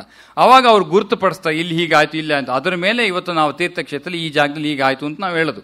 ಪರಮಹಂಸರಿಗೆ ಅದಕ್ಕೆ ಹೇಳ್ತಾನೆ, ಆ ಜ್ಞಾನದಲ್ಲಿದ್ದಾಗ ಅವನಿಗೆಲ್ಲವೂ ಅರ್ಥ ಆಗ್ತದೆ ಅಂತ. ಏನೋ ಆಧ್ಯಾತ್ಮಿಕ ವ್ಯಕ್ತತೆ ಅಜ್ಞಾನ ಮೂಲಕ ಎಷ್ಟು ಕಡಿಮೆ ಆಗಿದೆ, ಜ್ಞಾನ ಮೂಲಕ ಎಲ್ಲಿ ಎಷ್ಟು ವ್ಯಕ್ತಿ ಆಗಿದೆ, ಯಾವ ಸ್ಥಾನದಲ್ಲಿ ಕೂಡ. ಅದಕ್ಕೆ ಇನ್ನೊಂದು ಭಾಳ ಫೇಮಸ್ ಉದಾಹರಣೆ ಇದೆಯಲ್ಲ, ವಿಷ್ಣುಪುರಕ್ಕೆ ಪರಮಹಂಸರು ಹೋಗ್ತಾರಲ್ಲ, ಅದೊಂದು ತಮಾಷೆ ಇದೆ. ಅಲ್ಲಿ ವನ ವಿಷ್ಣುಪುರ, ಊರ ಹೆಸರು ವನ ವಿಷ್ಣುಪುರಲ್ಲಿ. ವನ ವಿಷ್ಣುಪುರ್ಗೆ ಯಾವ ರೀತಿ ಹೋಗಿದ್ದು ಪರಮಹಂಸರು, ನಮ್ಮ ಇವನಿದಾನಲ್ಲ ರಾಜಾರಾಮ್ ಹೃದಯರಾಮನ ಕೊನೆಯ ತಮ್ಮ ರಾಜಾರಾಮ್. ಆತ ಪರಮಹಂಸರು ಇದಕ್ಕೆ ಕಾಮರ್ಪುರಕ್ಕೆ ಹೋದಾಗ ಸಿಹೋರ್ಗೆ ಹೋಗ್ತಾ, ಯಾಕಂದ್ರೆ ಹೃದಯರಾಮನ ಊರದು. ಹೃದಯರಾಮನ ಊರಿಗೆ ಹೋಗಿದ್ರು ಪರಮಹಂಸರು. ಹೋದಾಗ ಮಾತಾಡ್ತಾ ಇದ್ದಾರೆ, ಸುಮ್ಮನೆ ಅಲ್ಲಿ ಪಕ್ಕದಲ್ಲಿ ಎಲ್ಲ ಮಾತುಕತೆ ನಡೀತಾ ಇದ್ದಾಗ ನಮ್ಮ ಇವನು ಜೊತೆಗೆ ನಿಂತ್ಕೊಂಡಿದ್ದಾನೆ, ರಾಜಾರಾಮ್ ನಿಂತ್ಕೊಂಡಿದ್ದಾನೆ, ಹೃದಯರಾಮ್ ಕೊನೆಯ ತಮ್ಮ ರಾಜಾರಾಮ್ ನಿಂತ್ಕೊಂಡಿದ್ದಾನೆ. ಹಳ್ಳಿಯವರೆಲ್ಲ ಒಂದಷ್ಟು ಜನ ಬಂದರು, ಆ ಸಿಹೋರ್ ಹಳ್ಳಿಯವರು. ಮಾತುಕತೆ ವ್ಯವಹಾರಕ್ಕೆ ಇಳಿತು. ಪರಮಹಂಸ ಕೂತಿದ್ದಾರೆ, ಅದೇನು ಆಶ್ಚರ್ಯ, ಅವ್ರು ಯಾವ ಭಾವದಲ್ಲಿದ್ದರೂ ಗೊತ್ತಿಲ್ಲ. ರಾಜಾರಾಮ್ ಮಾತ್ರ ವ್ಯವಹಾರಕ್ಕೆ ಇಳಿದ್ಬಿಟ್ಟ. ಏನೋ ಪತ್ರ ವ್ಯವಹಾರ, ಭೂಮಿ ವ್ಯವಹಾರ. ಪರಮಹಂಸ ಇರೋದಿಲ್ಲ, ಇದು ಆಗೋದಿಲ್ಲ, ಎದ್ದು ಹೋಗ್ಬಿಡ್ತಾರೆ. ಅವತ್ತೇನೋ ಯಾವ ಅವಸ್ಥೆಯಲ್ಲಿ ಇದ್ದರೂ ಸುಮ್ಮನೆ ಕೂತಿದ್ರು. ಇಲ್ಲಿ ವ್ಯವಹಾರ ಪ್ರಾರಂಭ ಆಯಿತು, ಮಾತುಕತೆ ಪ್ರಾರಂಭ ಆಯಿತು. ಆಮೇಲೆ ಸ್ವಲ್ಪ ಬಿಸಿ ಏರ್ತು, ಮಾತು ಜೋರಾಗಿ ಶುರುವಾಯಿತು. ನಮ್ಮ ಪರಮಹಂಸರು ನೋಡ್ತಾ ಇದ್ದಾರೆ, ರಾಜಾರಾಮ್ ಪಿತ್ತ ನೆತ್ತಿಗೆ ಏರ್ತಾ ಇದೆ, ಜೋರು ಮಾತುಕತೆ. ಆಮೇಲೆ ಮಾತು ಸಾಕಾಗಲಿಲ್ಲ, ಕೊನೆಗೆಂದು ಕುಸ್ತಿಗೆ ಬಂತು. ಈ ವ್ಯವಹಾರ ಕುಸ್ತಿಗೆ ಬಂತು. ಇವನೇನು ಮಾಡ್ದ, ನಮ್ಮ ರಾಜಾರಾಮು ಇದನ್ನು ಸೆತ್ತಾ ಇದ್ದ. ಆವಾಗ ಗುಡ್ಗುಡಿ ಏನು ಕೋಪ ಬಂತು, ಏನು ಸಿಕ್ಕಲಿಲ್ಲ, ಕೈಯಲ್ಲಿ ಗುಡ್ಗುಡಿ ಇತ್ತ, ಅವನ ತಲೆ ಮೇಲೆ ರಪ್ಪ ಅಂತ ಹೊಡೆದ್ಬಿಟ್ಟ. ಯಾರ ಜೊತೆ ಹಳ್ಳಿಯವನ ಜೊತೆ ಮಾತಾಡ್ತಾನೋ ತಲೆ ಮೇಲೆ ರಪಾರ ಅಂತ ಹೊಡೆದ್ಬಿಟ್ಟ. ಅವನಿಗೆ ರಕ್ತ ಬರ್ಲಿಕ್ಕೆ ಶುರುವಾಯಿತು. ಅವನು ಬುದ್ಧಿವಂತ, ಏನೂ ಮಾತಾಡಲಿಲ್ಲ, ಹೊಟ್ಟೋಗ್ಬಿಟ್ಟ. ಪರಮಹಂಸರು ನೋಡ್ತಾ ಇರೋದನ್ನೆಲ್ಲ. 1-2 ದಿವಸ ಆಯಿತು. ಆಮೇಲೆ ಏನಾಯಿತು, ಈ ಕೋರ್ಟಿಂದ ಒಂದು ನೋಟಿಸ್ ಬಂತು ರಾಜಾರಾಮ್ಗೆ, ನಿನ್ನ ಮೇಲೆ ಕ್ರಿಮಿನಲ್ ಕೇಸ್ ಫೈಲ್ ಮಾಡಿದ್ದಾನೆ, ಬಾ ಲಾ ಸೂಟ್ಗೆ ಅಂತ. ಇವನಿಗೆ ಭಯ ಶುರುವಾಯಿತು. ಓಯ್ಯೋ ಹೋಗ್ಬೇಕಲ್ಲ, ಸರಿ ಇವನು ಕೋರ್ಟ್ಗೆ ಹೋಗ್ಬೇಕಲ್ಲ. ಕೋರ್ಟ್ಗೆ ಹೋದ. ಅಲ್ಲಿ ಅವನು ರಾಜಾರಾಮು ಯಾರಿಗೂ ಹೊಡೆದಿದ್ನೋ ಆ ವ್ಯಕ್ತಿ ಈಗ ಸಾಕ್ಷಿ, ವಿಟ್ನೆಸ್ ಕರ್ಕೊಂಬರ್ಬೇಕು. ಯಾರನ್ನ ವಿಟ್ನೆಸ್ ಆಗಿ ಕರ್ಕೊಂಬರ್ತೀಯಪ್ಪ ಅಂತ ಕೇಳಿದ್ರು. ನಮ್ಮಲ್ಲಿ ಭಾಳ ಅದ್ಭುತವಾದ ಒಬ್ಬರು ವ್ಯಕ್ತಿ ಇದ್ದಾರೆ, ಕಾಮರ್ಪುಕರಲ್ಲಿದ್ದಾರೆ. ಇವರ ಮಾವ ಅವರು, ನಮ್ಮ ಹೃದಯನ ರಾಜಾರಾಮ್ ಮಾವ ಪರಮಹಂಸರು ಅಂತ. ಆಗಲೇ ಗದಾಯ್ ಅಂತ ಕರ್ತಿರು, ಅಲ್ಲೆಲ್ಲ ಗದಾಯ್. ನಮ್ಮ ಚಿಕ್ಕ ಗದಾಯ್ ಇದ್ದಾನೆ, ಅವನು ಯಾವತ್ತೂ ಸುಳ್ಳು ಹೇಳೋದಿಲ್ಲ. ಆದ್ದರಿಂದ ಅವನೇ ವಿಟ್ನೆಸ್. ಸರಿ, ಗದಾಯಿಗೆ ಒಂದು ನೋಟಿಸ್ ಬಂತು, you appear in the court as the witness ಅಂತ. ಅವ್ರಿಗೂ ಬಿಡಲಿಲ್ಲ, ಅದಕ್ಕೆ ನಮಗೂ ತಗಲಾಕಿದ್ದಾನೀಗ. ಬುದ್ಧಿವಂತ. ಆ ವಿಟ್ನೆಸ್ ಅಂತ ಕರೆದ್ರು. ಪರಮಹಂಸರು ಇದು ಎಲ್ಲಿ ಕೋರ್ಟ್ ಇದ್ದಿದ್ದು, ನಮ್ಮ ವನ ವಿಷ್ಣುಪುರಲ್ಲಿ ಕೋರ್ಟ್ ಇದ್ದಿದ್ದು. ವನ ವಿಷ್ಣುಪುರ್ಗೆ ಹೃದಯನ ಕರ್ಕೊಂಡು ಬಂದರು. ಈ ಊರಿಗೆ ತುಂಬ ಬೇಸರ ಆಗೋಗಿದೆ. ಆಮೇಲೆ ರಾಜಾರಾಮಲ್ಲಿ ನಿಂತಿದ್ದ. ಅವ್ನು ಕರೆದು, ಏನೋ ರಾಜಾರಾಮ, ಹೋಗಿ ನನ್ನನ್ನು ಇಲ್ಲೆಲ್ಲ ಕೋರ್ಟಿಗೆಲ್ಲ ಕರೆದಿಲ್ಲ ನೀನು ಅಂತ. ಆಮೇಲೆ ಅದನ್ನು ಕರೆದು ರಾಜಾರಾಮ್ಗೆ ಹೇಳ್ತಾರೆ, ನೋಡಪ್ಪ ಒಂದಂತೂ ಎಚ್ಚರವಾಗಿರು. ಏನು ಮಾವ, ನೋಡೋ, ನಾನು ಸುಳ್ಳು ಹೇಳೋದು ನಿಂಗೆ ಗೊತ್ತು ತಾನೆ? ಹೌದು ಮಾವ, ನೀವು ಸುಳ್ಳು ಹೇಳಲ್ಲ. ಆದ್ದರಿಂದ ಈಗ ನಾನು ಒಳಗಡೆ ಹೋದರೆ ನೀನು ಒಳಗಡೆ ಹೋಗ್ತಿ, ಅದಂತೂ ಖಚಿತ. ಆದ್ದರಿಂದ ಏನು ಮಾಡ್ತೀನಿ ನೀನೇ ಆಲೋಚನೆ ಮಾಡು ಅಂತ ಹೇಳಿದ್ರು ಪರಮಹಂಸರು. ಇವನೇನು ಮಾಡೋದು ಮಾವ, ಏನು ಮಾಡಲಿ, ಔಟ್ಸೈಡ್ ದ ಕೋರ್ಟ್ ಸೆಟ್ಲ್ ಮಾಡ್ಕೊಂಬಿಡು, ಇಲ್ಲೇ ಮಾಡ್ಕೊಂಬಿಡು. ನೋಡೋ, ಅವ್ನು ನಿಂತಿದ್ದಾನೆ, ಸ್ವಲ್ಪ ಕಾಲಿಡಿ, ಒಂದು ಸ್ವಲ್ಪ ದುಡ್ಡು ಕೊಡು. ಪರಮಹಂಸ ಹೇಳ್ತಾರೆ ಇದ್ದಾರೆ, ಸ್ವಲ್ಪ ಕ್ಷಮೆ ಕೇಳು, ಔಟ್ಸೈಡ್ ದ ಕೋರ್ಟ್ ಸೆಟ್ಲ್ ಮಾಡ್ಕೊಂಬಿಡು, ಕೋರ್ಟ್ರೊಳಗೆ ಮಾತ್ರ ಹೋಗಬೇಡ. ನಾನು ಒಳಗಡೆ ಬಂದರೆ ನಿನಗೆ ತೊಂದರೆ ಆಗ್ತದೆ. ನಾನು ಸುಳ್ಳು ಹೇಳಲಿಕ್ಕೆ ಆಗೋದಿಲ್ಲ, ಅದೇ ದಾರಿ ಹೇಳ್ಕೊಡ್ತೀನಿ ಹೊರಗಡೆ ಬರಲಿಕ್ಕೆ. ಅವನು ಒಪ್ಕೊಂಡ. ಮಾಶೇರ, ಇದು ನೀವು ಹೇಳಿದ್ಮೇಲೆ ಅವ್ನಿಗೆ ಹೋಗಿ ಕಾಲಿಗೆ ಬಿದ್ದು ಕ್ಷಮೆ ಕೇಳಿ, ಎಷ್ಟು ದುಡ್ಡು ಕೊಡಲಿ, ಕಾಂಪನ್ಸೇಷನ್ ಏನೋ ಮಾತುಕತೆ ಆಗಿ ಅವ್ನು ಕಾಂಪನ್ಸೇಷನ್ ಕೊಟ್ಟು ಕೋರ್ಟ್ ಕೇಸ್ ನಿಂತೋಯ್ತು. ಅವ್ನು ಒಪ್ಕೊಂಡು ಹೊರಗಡೆ ಬಂದುಬಿಟ್ರು. ಈಗ ಪರಮಹಂಸರು ವಿಷ್ಣುಪುರಕ್ಕೆ ಹೋಗಿದ್ರಲ್ಲ, ಅಲ್ಲಿ ಮೃಣ್ಮಯಿ ದೇವಸ್ಥಾನ ಇದೆ. ಅಲ್ಲಿ ಆ್ಯಕ್ಚುಲಿ ಅಲ್ಲಿ ರಾಜರು ಆಳ್ತಾ ಇದ್ರು ಮುಂಚೆ, ವಿಷ್ಣುಪುರವನ್ನು ರಾಜರು ಆಳ್ತಾ ಇದ್ರು. ಅಲ್ಲಿ ಭಾಳ ಪ್ರಖ್ಯಾತಿ, ವಿಷ್ಣುಪುರ ಭಾಳ ಪ್ರಸಿದ್ಧಿ ಇತ್ತು ಆ ಕಾಲದಲ್ಲಿ. ಆಮೇಲೆ ರಾಜರೆಲ್ಲ ತೀರು ಹೋದ್ಮೇಲೆ ಅದು ಹಾಳಾಗಿ ಹೋಯ್ತದು. ಅಲ್ಲಿ ಆದರೆ ಆ ಕೃಷ್ಣನ ಅದ್ಭುತವಾದ ಒಂದು ದೇವಸ್ಥಾನ ಇದೆ, ಮೃಣ್ಮಯಿ ದೇವಸ್ಥಾನ ಇದೆ ಅಲ್ಲಿ. ಈ ಮೃಣ್ಮಯಿ ದೇವಸ್ಥಾನ ಪರಮಹಂಸರು ಗೊತ್ತಿತ್ತು ಅಲ್ಲಿದೆ ಅಂತ. ಅದಕ್ಕೆ ಇವರೇನು ಮಾಡಿದ್ರು, ಈಗ ಮೃಣ್ಮಯಿಯನ್ನು ನೋಡಬೇಕು ಅಂತ ಆ ದೇವಸ್ಥಾನಕ್ಕೆ ಹೋಗ್ತಾ ಇದ್ದಾರೆ. ದೇವಸ್ಥಾನಕ್ಕೆ ಹೋಗೋಕ್ಕೆ ಮುಂಚೆ ಭಾವ ಸಮಾಧಿ ಬರುತ್ತೆ ಪರಮಹಂಸಕ್ಕೆ. ಭಾವ ಸಮಾಧಿ ಬಂದಾಗ ಮೃಣ್ಮಯಿಯ ದರ್ಶನ ಆಗ್ತದೆ ಅವರಿಗೆ. ಆಮೇಲೆ ಅವರು ಹಾಗೆ ಅರ್ಧ ಬಾಹ್ಯಾವಸ್ಥೆ, ಆಮೇಲೆ ಬಾಹ್ಯಾವಸ್ಥೆಯಲ್ಲಿ ಬಂದು ದೇವಸ್ಥಾನಗಳನ್ನು ಪ್ರವೇಶ ಮಾಡಿದರು. ಪ್ರವೇಶ ಮಾಡಿ ಹೋಗಿ ಮೂರ್ತಿಯನ್ನು ನೋಡ್ತಾರೆ. ಇವರು ಕಂಡದ್ದಕ್ಕೂ ಅಲ್ಲಿ ಇದ್ದದ್ದಕ್ಕೂ ವ್ಯತ್ಯಾಸ ಇದೆ. ಇವರು ಕಂಡಿದ್ದೊಂದು, ಇಲ್ಲಿ ಇರೋದು ಬೇರೆ. ಆಮೇಲೆ ಆ ಊರನ್ನೆಲ್ಲ ವಿಚಾರಿಸ್ತಾರೆ, ಹಿರಿಯರನ್ನೆಲ್ಲ, ಇದು ಯಾಕೋ ದೇವರು ನನಗನ್ಸುತ್ತೆ ಇದು ಮೂಲ ಮೂರ್ತಿ ಅಲ್ಲ ಇದು. ಅದಕ್ಕೆ ಅವರೆಲ್ಲ ಹೇಳ್ತಾರೆ, ಹೌದು, ಆ ರಾಜರ ಆಡಳಿತ ಮುಗಿದೋದ ಮೇಲೆ ಇಲ್ಲೊಂದು ಹೆಂಗಸು ಒಂದು ಹುಚ್ಚಿ ಇತ್ತು. ಹುಚ್ಚಿ ಅವಳಿಗೊಂದು ದಿವಸ ಕೋಪ ಬಂದು ಈ ಮೂಲ ಮೂರ್ತಿಯನ್ನು ಒಡೆದಾಕ್ಬಿಟ್ಲು. ಅವಳು ಒಡೆದಾಕಿದ್ದ ಮೇಲೆ ನಾವು ಹೊಸ ಮೂರ್ತಿಯನ್ನು ಕೂರಿಸಿದ್ದೇವೆ. ಪರಮಹಂಸ ಹೇಳ್ತಾರೆ, ಈ ಹೊಸ ಮೂರ್ತಿಗೂ ಆ ಮೃಣ್ಮಯಿಗೂ ಸಂಬಂಧ ಇಲ್ಲ, ಕೆತ್ತನೆ ಸರಿ ಮಾಡಿಲ್ಲ. ಹಾಗಾದರೆ ಅಷ್ಟೊಂದು ನೋಡಿದ್ರೆ ಆ ಊರಿನಲ್ಲಿ ಒಬ್ಬ ಹಿರಿಯ ಬ್ರಾಹ್ಮಣ ಇರ್ತಾನೆ. ಆತ ಮುಖವಾಡ, ಆ ಮೂರ್ತಿಯ ಮುಖವನ್ನು ಎತ್ಕೊಂಡೋಗಿ ಇಟ್ಕೊಂಡಿರ್ತಾನೆ. ಅದನ್ನು ಪರಮಹಂಸಕ್ಕೆ ತೋರಿಸ್ತಾರೆ. ಅವಾಗ ಹೇಳ್ತಾನೆ, ನನಗೆ ದರ್ಶನ ಆಗಿದ್ದು ಇದಕ್ಕೂ ಸಂಬಂಧ ಇದೆ, ಇದು ಹೀಗೆ ಇದ್ದದ್ದು ತಾಯಿ. ಆಮೇಲೆ ನಂತರ ಆ ಮುಖವನ್ನು ಇಟ್ಕೊಂಡು ಹೊಸ ಮೂರ್ತಿಯನ್ನು ತಯಾರು ಮಾಡಿ ಹೊಸ ದೇವಸ್ಥಾನವನ್ನು ಕಟ್ಟಿಸ್ತಾರೆ. ಆ ಹಳೆ ಮೃಣ್ಮಯಿ ಇಟ್ಕೊಂಡು ಈ ಹೊಸ ಮೃಣ್ಮಯಿ ಅವನೇನು ಮಾಡ್ತಾನೆ, ಆ ಶಿಲ್ಪಿನ ಕರೆದ ಮೇಲೆ ಅವನು ಸ್ವಲ್ಪ ಆರ್ಟಿಸ್ಟಿಕ್ ಆಗಿ ಮಾಡೋಕ್ಕೆ ಹೋಗಿ ತನ್ನದೇ ಕಲ್ಪನೆಯಲ್ಲಿ ಮೂರ್ತಿನ ಕೆತ್ತನೆ ಮಾಡ್ತಾನೆ. ಈ ಮೂರ್ತಿ ತೋರಿಸ್ತಾ ಇದ್ದು ಹೀಗಿತ್ತಪ್ಪ ಅಂತ. ಅವನಿಗೆ ಆರ್ಟಿಸ್ಟ್ ಅಲ್ಲ, ಈ ಯಾವ ಥರ ಬೇಕಾದ್ರೂ ಆಲೋಚಿಸ್ಬೋದಲ್ಲ ನಾನು. ಅವನು ಆಲೋಚನೆ ಮಾಡಿ ಹೊಸ ಮೂರ್ತಿಯನ್ನು ಕೂರಿಸ್ತಾ. ಅದಕ್ಕೂ ತಾದಾತ್ಮ್ಯ ಇರಲಿಲ್ಲ. ಪರಮಹಂಸರಿಗೇನು ಯಾರು ದರ್ಶನ ಕೊಟ್ಟರು? ಅದಕ್ಕೆ ಶಾರದಾಂಜಿ ಹೇಳ್ತಾರೆ, he can understand the degree of spirituality in every place. ಇಂಗ್ಲೀಷ್ನಲ್ಲಿ ಹೇಳೋದಾದರೆ ಅವನು ಈ ಪಂಚೇಂದ್ರಿಯ ಮೂಲಕ ಬಾಹ್ಯ ಜ್ಞಾನದಲ್ಲಿ ಇದ್ದಾಗ ಕೂಡ ಈ ಜಗತ್ತಿನಲ್ಲಿ ಯಾವ ರೀತಿ ಎಲ್ಲೆಲ್ಲಿ ವ್ಯಕ್ತಿಗತವಾಗಿ ಮತ್ತು ಸ್ಥಾನಕ್ಕೆ ಜಾಗಕ್ಕೆ ಸಂಬಂಧಪಟ್ಟಂತೆ ಆಧ್ಯಾತ್ಮಿಕತೆಯ ವಿಚಾರ, ಯಾಕಂದರೆ ಅವನು ಧರ್ಮ ಸಂಸ್ಥಾಪನೆಗೆ ಬಂದಿರೋದು. ಗೊತ್ತಾಗದೇ ಇದ್ರೆ ಅಲ್ಲಿ ಮುಂದಕ್ಕೆ ಕರ್ಕೊಂಡು ಹೋಗ್ಲಿಕ್ಕೆ ಆಗೋದಿಲ್ಲ. ಅದಕ್ಕೆ you have to understand the reality on the objective side and the reality on the subjective side. ಎರಡು ಕಡೆ ಅರ್ಥ ಆದರೆ ಮಾತ್ರ ಅಲ್ಲಿ ಲೀಲೆ ಮಾಡ್ಲಿಕ್ಕೆ ಆಗೋದು, ಇಲ್ಲ ಅಂದರೆ ಆಗೋದಿಲ್ಲ. ನಾವು ಯಾರಂದ್ರೆ ಆಬ್ಜೆಕ್ಟಿವ್ ಸೈಡ್, ನಮ್ಗೆ ಇಲ್ಲಿ ಒಳಗಡೆ ಜ್ಞಾನ ಅರ್ಥ ಆಗ್ತಾ ಇಲ್ಲ. ನಾವು ಮೂರ್ಖರು, ದಡ್ಡ, ಹಾಗೆ ಬುದ್ಧು ಅಂತೆಲ್ಲ ಅರ್ಥ ಮಾಡ್ಕೊಂಡಿದ್ದೇವೆ. ಇಲ್ಲ, ಒಳಗಡೆ ಅನಂತವಾದ ಜ್ಞಾನ ಇದೆ. ಅವ್ನು ನಿಂತ್ಕೊಂಡು ಹೇಳ್ತಾನೆ ಅಲ್ಲಿ. ಅದರಿಂದ ಪರಮಹಂಸರ ಇದು ಹಾಗೆ. ವ್ಯಕ್ತಿಗತವಾಗಿ ಇನ್ನೊಂದು ಉದಾಹರಣೆ ಹೇಳಿ ನಿಲ್ಲಿಸ್ಬಿಡ್ತಾನೆ. ಇದು ಜಾಗಕ್ಕೆ ಸಂಬಂಧಪಟ್ಟಂತೆ. ವ್ಯಕ್ತಿಗತವಾಗಿ ನೋಡಿ, ನಾನು ಹೇಳಿದ್ನಲ್ಲ, ಎಲ್ಲವೂ ಕೂಡ ನಾನು ಲೀಲಾ ಪ್ರಸಂಗ ಬಿಟ್ಟು ಆ ಕಡೆ ಹೋಗ್ತಾನೇ ಇಲ್ಲ. ಇದು ಲೀಲಾ ಪ್ರಸಂಗ ಹೇಳಿದ್ರೆ ಇಷ್ಟ ಆಗ್ತಾಯಿದೆ ಸಮಯ. ಇನ್ನು ಅದಕ್ಕಿನ್ನು ಉದಾಹರಣೆ ಅದು ಎಲ್ಲ ಹೋಗೋದು ಬೇಡ. ಮೂಲದ ರೂಪ ತಿಳ್ಕೊಂಡು ಆಮೇಲೆ ಬೇಕಾದ್ರೆ ಹೇಗೆ ಬೇಕಾದ್ರೆ ಮುಂದಕ್ಕೆ ಹೋಗಲಿ. ಈ ರಾಖಾಲ ಮತ್ತು ಪರಮಹಂಸರು ಇದೆಲ್ಲ ಅಲ್ಲೇ ಬರೋದು, ಗುರುಭಾವದಲ್ಲಿ ಅಂತ್ಯಭಾಗದಲ್ಲೇ ಇದೆಲ್ಲ ಇದೆ. ನಾನೆಲ್ಲ ಒಂದು ಕಡೆ ತರದು ಹೇಳ್ತಾ ಇದ್ದೀನಿ ಅಷ್ಟೇ, ನಾನೇನು ಹೆಚ್ಚಿಗೆ ಕೆಲಸ ಮಾಡ್ತಾ ಇಲ್ಲ. ಯಾಕಂದರೆ ಹೇಳಲಿಕ್ಕೆ ಸಮಯ ಆಗ್ತದೆ, ವರ್ಣನೆ ಮಾಡಲಿಕ್ಕೆ ಇನ್ನೊಂದು ಸಮಯ ಹೋಗ್ಬಿಡ್ತದೆ. ಅಲ್ಲಿ ಗುರುಭಾವದಲ್ಲಿ ಇದ್ದಾಗ ಕೊನೆಯ ಭಾಗದ ಒಂದು ರಾಖಾಲನ ಘಟನೆ ಹೇಳ್ತಾರೆ ಪರಮಹಂಸರು. ಏನೋ ದಕ್ಷಿಣೇಶ್ವರದಲ್ಲಿ ಇವರು ವಾಕಿಂಗ್ ಮಾಡ್ತಾ ಇದ್ದಾರೆ. ಹೊರಗಡೆ ಬಂದರು, ನಾಹಾಬಾದ್ ಕಡೆ ಆ ಕಡೆ ಬಂದು ಅಲ್ಲಿ ಕಾರಿಡಾರ್ ಇದೆಯಲ್ಲ, ಅಲ್ಲಿ ರಾಖಾಲ ಮತ್ತು ಪರಮಹಂಸರು ನಡೆದಾಡ್ತಾ ಇದ್ದಾರೆ. ಅಷ್ಟೊತ್ತಿಗೆ ಸರಿಯಾಗಿ ಒಂದು ಸಾರೋಟು ಬಂದು ನಿಂತ್ಕೊಂತ ಅಲ್ಲಿ ಎದುರುಗಡೆ. ಸಾರೋಟು ಬಂದು ನಿಂತಾಗ ಪರಮಹಂಸರು ನೋಡ್ತಾ ಇದ್ದಾರೆ. ರಾಖಾಲ ಪಾಪ ಚಿಕ್ಕವನಿಗೆ, ಅವನಿಗೆ ಇನ್ನೂ ಏನು ಗೊತ್ತಿಲ್ಲ. ಹೊರಗಡೆ ಒಂದು 3-4 ವ್ಯಕ್ತಿ ಇಳಿತಾ ಇದ್ದಾರೆ. ಆ ಕುದುರೆ ಗಾಡಿ, ಸಾರೋಟು ಅಂದರೆ ಕುದುರೆ ಗಾಡಿ. ಹೊರಗಡೆ 3-4 ವ್ಯಕ್ತಿ ಇಳಿದ್ರು. ಇಳಿದ ತಕ್ಷಣ ಶ್ರೀರಾಮಕೃಷ್ಣ ಭಯ ಉಂಟು. ಆ ಕ್ಷಣ ಭಯಪಟ್ಟು ಹೇಳ್ತಾರೆ, ಇವ್ರು ನನ್ನ ಕೋಣೆಗೆ ಬಿಡಬೇಡ ಅಂತ. ಸೀದಾ ಒಳಗೆ ರೂಮ್ಗೂ ಕೋಣೆ ಒಳಗೆ, ಆ ದಕ್ಷಿಣ ಕೋಣೆಗೆ ಹೋಗಿ ಬಾಗಿಲು ಹಾಕೊಂಡ್ಬಿಡ್ತಾರೆ. ರಾಖಾಲಿಗೆ ಏನೂ ಅರ್ಥ ಆಗ್ತಾಯಿಲ್ಲ. ಅದು ಕೂಗ್ತಾರಂತೆ ಬೇರೆ. ಇವರೆಲ್ಲ ಬಂದ್ರಲ್ಲ, ನನ್ನ ಹತ್ರ ಬಿಡಬೇಡ ಇವರು ಅಂತ ಹೇಳಿ ಕೋಣೆಗೆ ಹೋಗಿ ಬಾಗಿಲು ಹಾಕೊಂಡ್ಬಿಟ್ರು. ಆಮೇಲೆ ಅವರು ಬಂದರು ವ್ಯಕ್ತಿಗಳು. ಇಲ್ಲಿ ರಾಖಾಲ್ ಅಂತ ನಿಂತ್ಕೊಂಡ್ರು.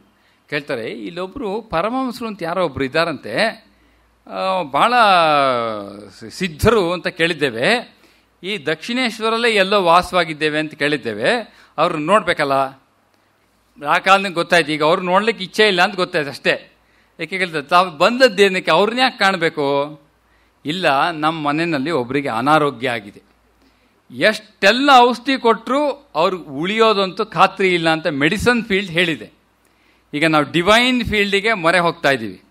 ನಾನು ಕೇಳಿದ್ದೇನೆ, ಇಲ್ಲೊಬ್ಬರು ಮಹಾಶಯರಿದ್ದಾರೆ, ಅವರೇನಾದ್ರು ಔಷಧಿ ಕೊಟ್ಟರೆ, ಆಶೀರ್ವಾದ ಮಾಡಿದರೆ ಇವನು ಆರೋಗ್ಯ ಬರ್ತದೆ, ಪುನಃ ಒಳ್ಳೆಯ ಸರಿಯಾಗಿ ವ್ಯಕ್ತಿ ಆಗ್ತಾನೆ, ಗುಣಮುಖನಾಗ್ತಾನೆ ಅಂತ ಕೇಳಿದ್ದೇವೆ. ಆದ್ದರಿಂದ ಆ ಮಹಾಶಯರ್ತ ಏನಾದರೂ ಮಂತ್ರವನ್ನು ಔಷಧಿಯನ್ನು ಪಡಲಿಕ್ಕೆ ಬಂದಿದ್ದೇವೆ. ಅದಕ್ಕೆ ರಾಕಾಲ, ಓ ಹೌದಾ, ಅವರು ಇಲ್ಲಿಲ್ಲ, ಪಂಚವಟಿನಲ್ಲಿ ಒಬ್ಬರು ಬ್ರಹ್ಮಚಾರಿ ಇದ್ದಾರೆ, ಅವರು ಒಳ್ಳೆ ಮೆಡಿಸಿನ್ ಎಲ್ಲ ಕೊಡ್ತಾರೆ, ಮಂತ್ರ ಕೊಡ್ತಾರೆ, ನವಾರ್ಣ ಮಂತ್ರ ಹೇಳಿ ಯಂತ್ರ ಎಲ್ಲ ಕಟ್ತಾರಲ್ಲ, ಆ ಯಂತ್ರಗಿಂತ್ರ ಕಟ್ಕೊಡ್ತಾರೆ, ಔಷಧಿಯನ್ನು ಕೊಡ್ತಾರೆ. ನೀವು ಇಲ್ಲಿಗೆ ಬಂದುಬಿಟ್ರಿ, ನೀವು ದಯವಿಟ್ಟು ಪಂಚವಟಿ ಕಡೆ ಹೋಗಿ ಅಂತ. ಸರಿ, ಅವ್ರು ಪಂಚವಟಿ ಕಡೆ ಹೋದರು. ಇವ್ರು ಒಳಗಡೆ ಬಂದು ಶ್ರೀರಾಮಕೃಷ್ಣ ಇನ್ನೂ ಭಯದಿಂದ ಕೂತಿದ್ದಾರಂತೆ.